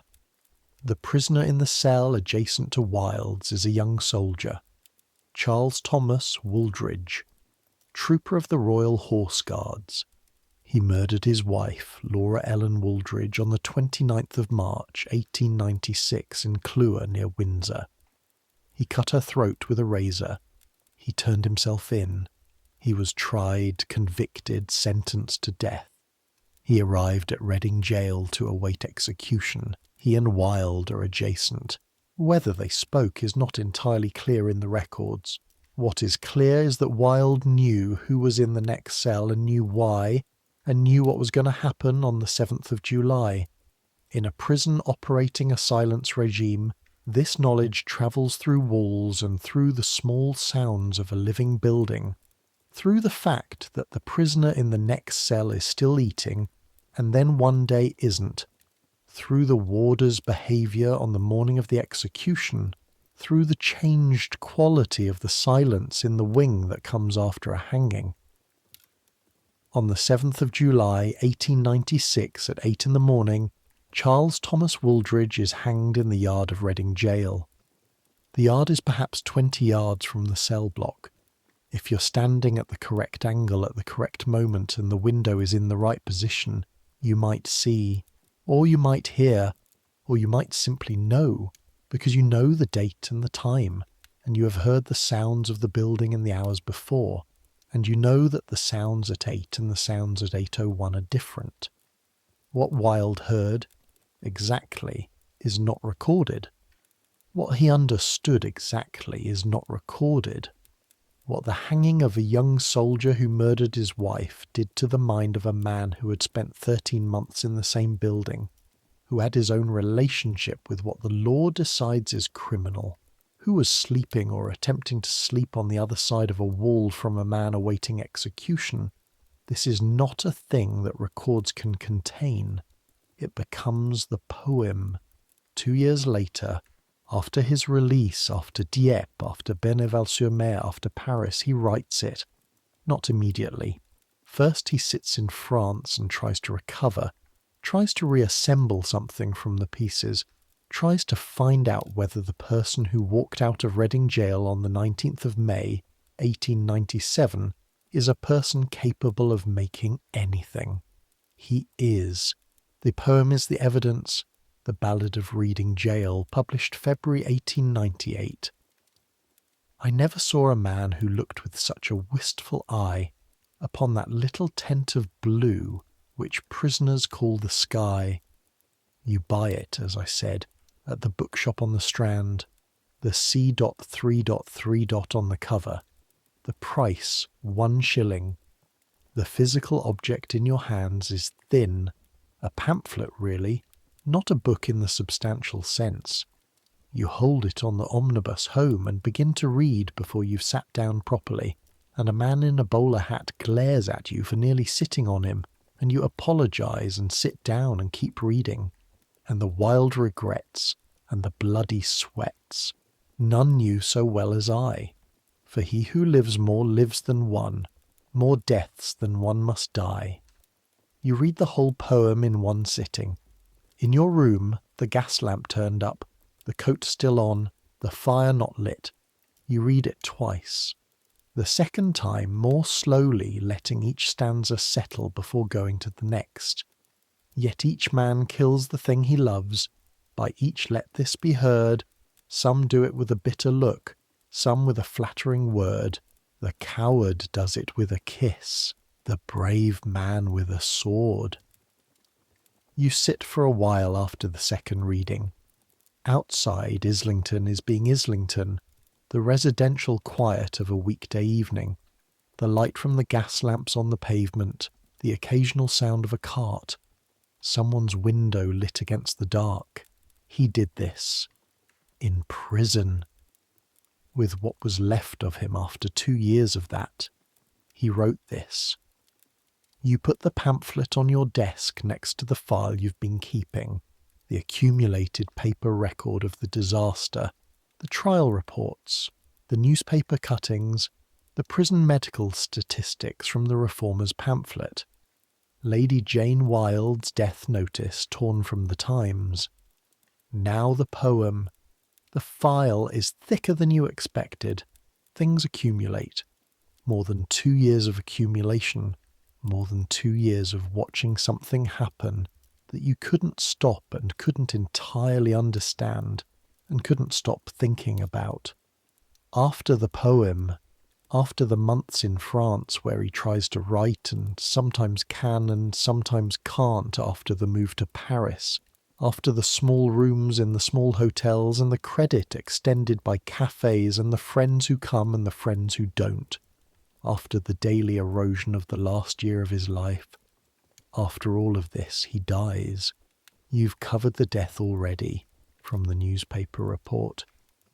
But let me tell you what the death looks like from the inside of the life, from the specific coordinates of someone who has been watching this happen since the night at St. James's Theatre.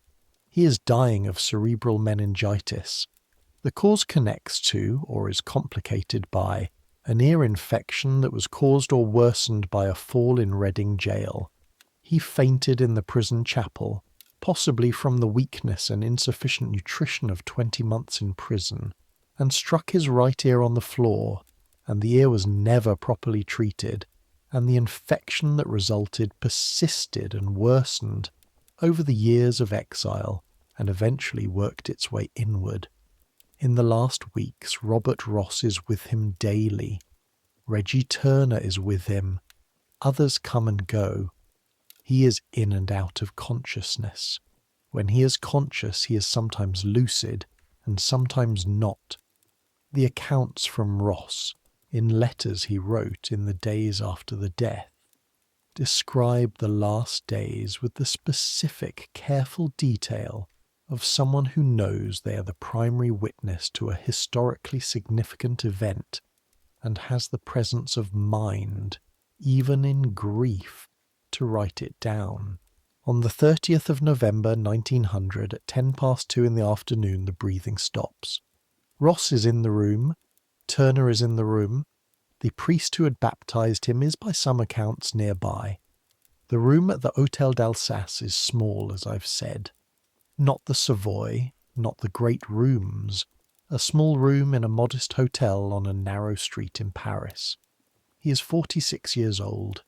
He's been out of prison for 3 years and 6 months.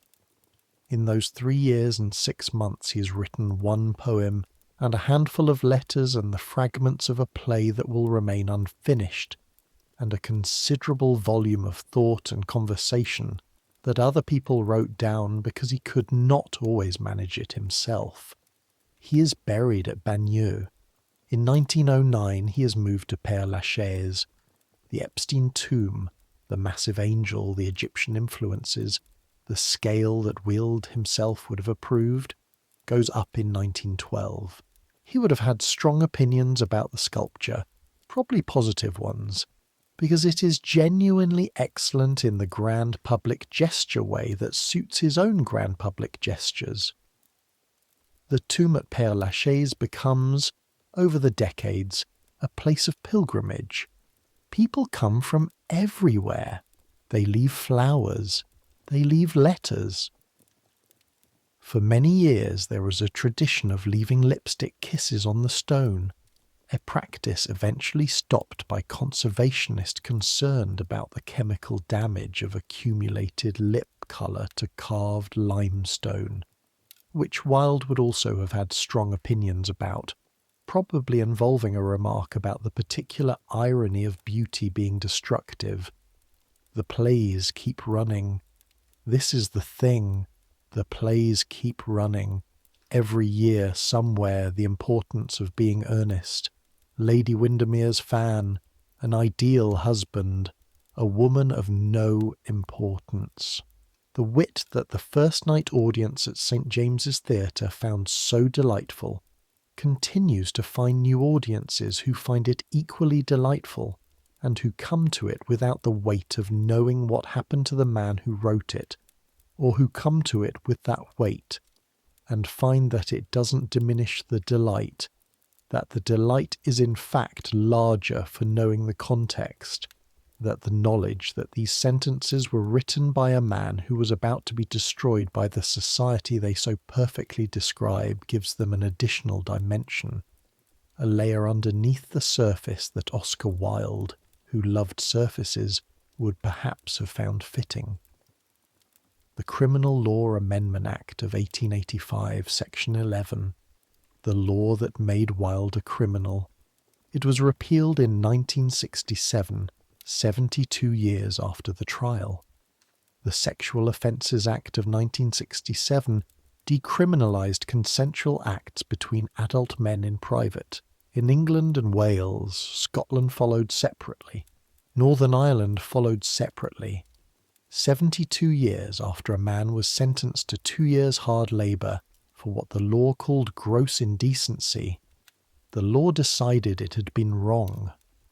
This is what the law does. It is not static.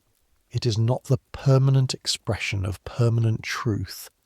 It is the expression of what a society, at a particular moment, has agreed to call correct.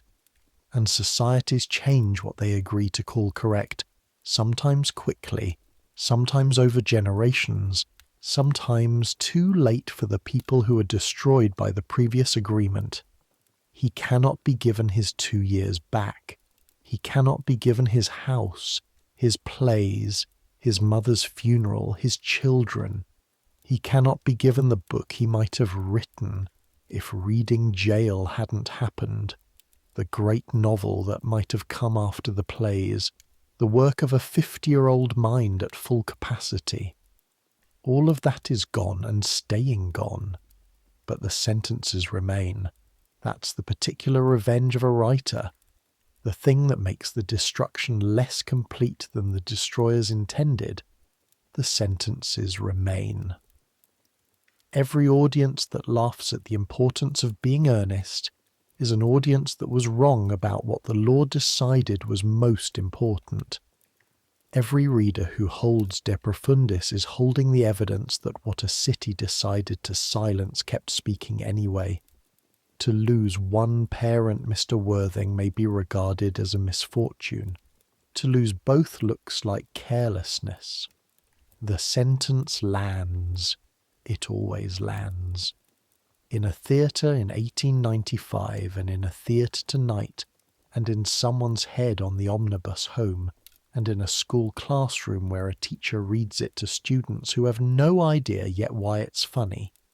And then the idea connects, and the laughter comes, and the teacher thinks, there it is, the thing that can't be imprisoned, the perfect sentence, the exact right word in the exact right position, doing the exact thing it set out to do. Now let it settle. Let the courtroom go. Let the Old Bailey, the stone and the justice and the scales and the sword, let it recede into the distance it occupies in the present, historical now, a building you know about rather than a building you're standing in. Let the green carnation fade. Let the gas lamps dim. Let Pentonville and Wandsworth and Reading go quiet, the way prisons go quiet at night, the particular institutional silence of a large building enforcing stillness, the sounds of controlled breathing through thick walls, the distant footstep of the night warder making rounds, the creak of the building settling into the cold. Let that quiet be your quiet now. You're not in a prison cell. You are warm. The mattress under you is a real mattress. The blanket is a real blanket. The sounds you hear are the sounds of your own life, whatever sounds those are, the particular ambient soundtrack of wherever you are right now, which is not a prison cell on a cold November night in Reading. You are warm enough, fed enough, safe enough. These are not small things. Let Oscar Wilde have the last word because he always should, because taking the last word from him is the one thing they never quite managed. He wrote, "I don't want to be at the mercy of my emotions. I want to use them, to enjoy them, and to dominate them." He wrote, "The only way to get rid of a temptation is to yield to it." He wrote, "To live is the rarest thing in the world. Most people exist, that is all." He wrote, "Where there is sorrow, there is holy ground." And he wrote, "The final mystery is oneself, that last one." Let that one sit with you for a moment. The final mystery is oneself, not the external world, not the law, not the society that builds you up and tears you down according to needs you had no part in deciding. The final mystery is what's inside the building, what remains when everything external has been stripped away, what you find when you go all the way down and there are no more surfaces. He went all the way down. He found something there. He wrote it in letters on official prison paper and handed the pages to the governor, and they were held in a box and eventually given to Ross and eventually published and eventually read, and you've read some of them tonight, and they're sitting in you now the way things sit in you when they've found the place they were looking for. Let your thoughts slow. They've been moving fast tonight, through the years, through the courtrooms, through the prison corridors and the Paris cafes, and the 5 years from the first night to the last morning in the small room in the small hotel. Let them slow now. Let them settle. The sounds of your own room, your own building, your own city, whatever city that is, somewhere on this planet in this century, in this particular configuration of history, where the law is different and the plays are running and the tomb in Père Lachaise has been cleaned of the lipstick kisses that accumulated over the decades of pilgrimage. People still go there. They still leave flowers.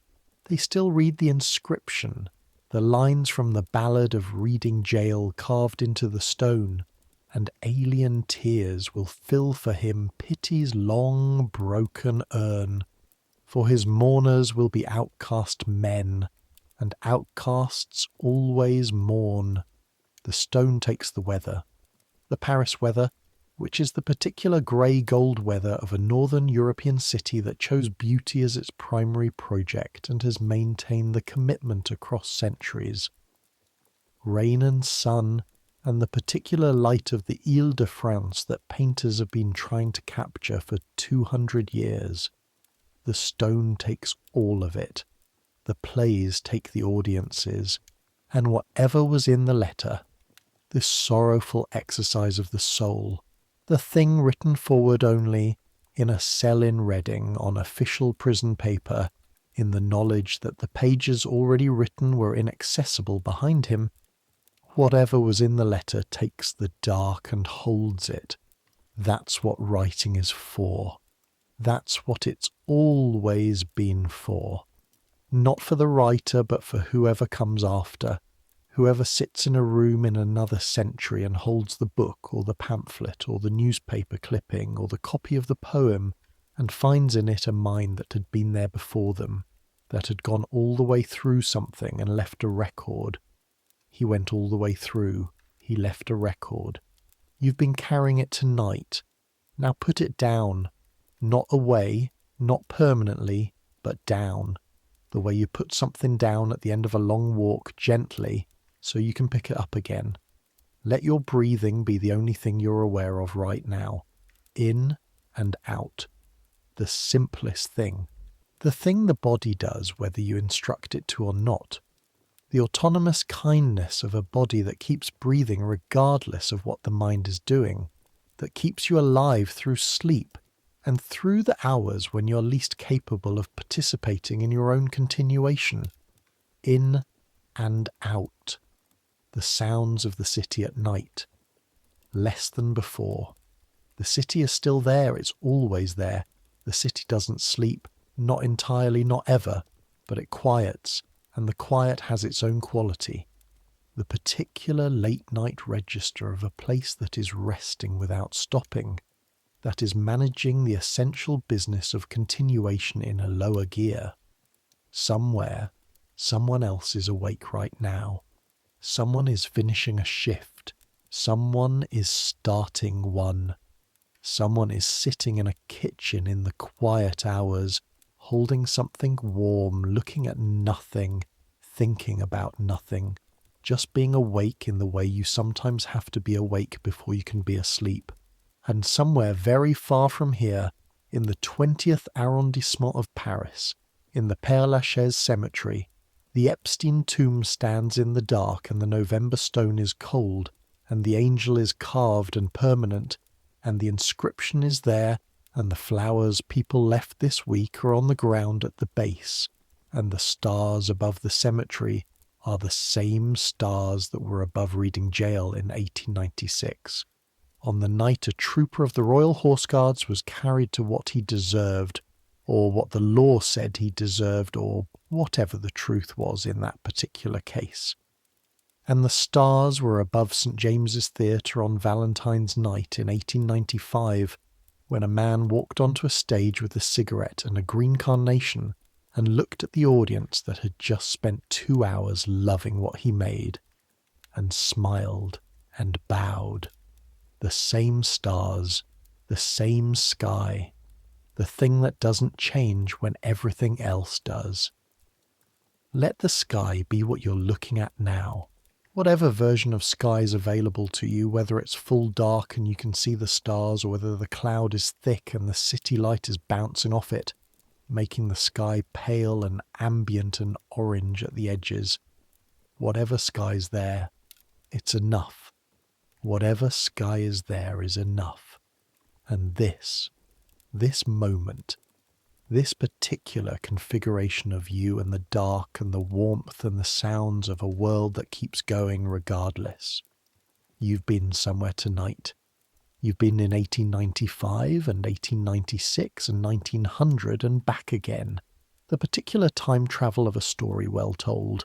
The way you can carry an entire historical moment inside your skull for an hour and then set it down and find that your own room is still your room, the ordinary miracle of the present being exactly where you left it. Let it be ordinary. Let it be a gift. The ordinary presence of your own life, the particular coordinates of you in this specific place and time, the unremarkable, extraordinary fact of being alive in the world right now, tonight, with the blanket and the darkness and the breath going in and out on its own terms. Where there is sorrow, there is holy ground, and where there is warmth, there is mercy, and where there is sleep at the end of a long day and a long history and a long journey through someone else's years, there is rest. Let it come. The thoughts are slowing now. The voices from the courtroom, the bell of the church above the prison yard, the applause from the St. James's Theatre, the specific sound of a verdict being delivered in a room full of people who've been waiting. Let them quiet. Let the green carnation go. Let it press itself between the pages of history where it belongs.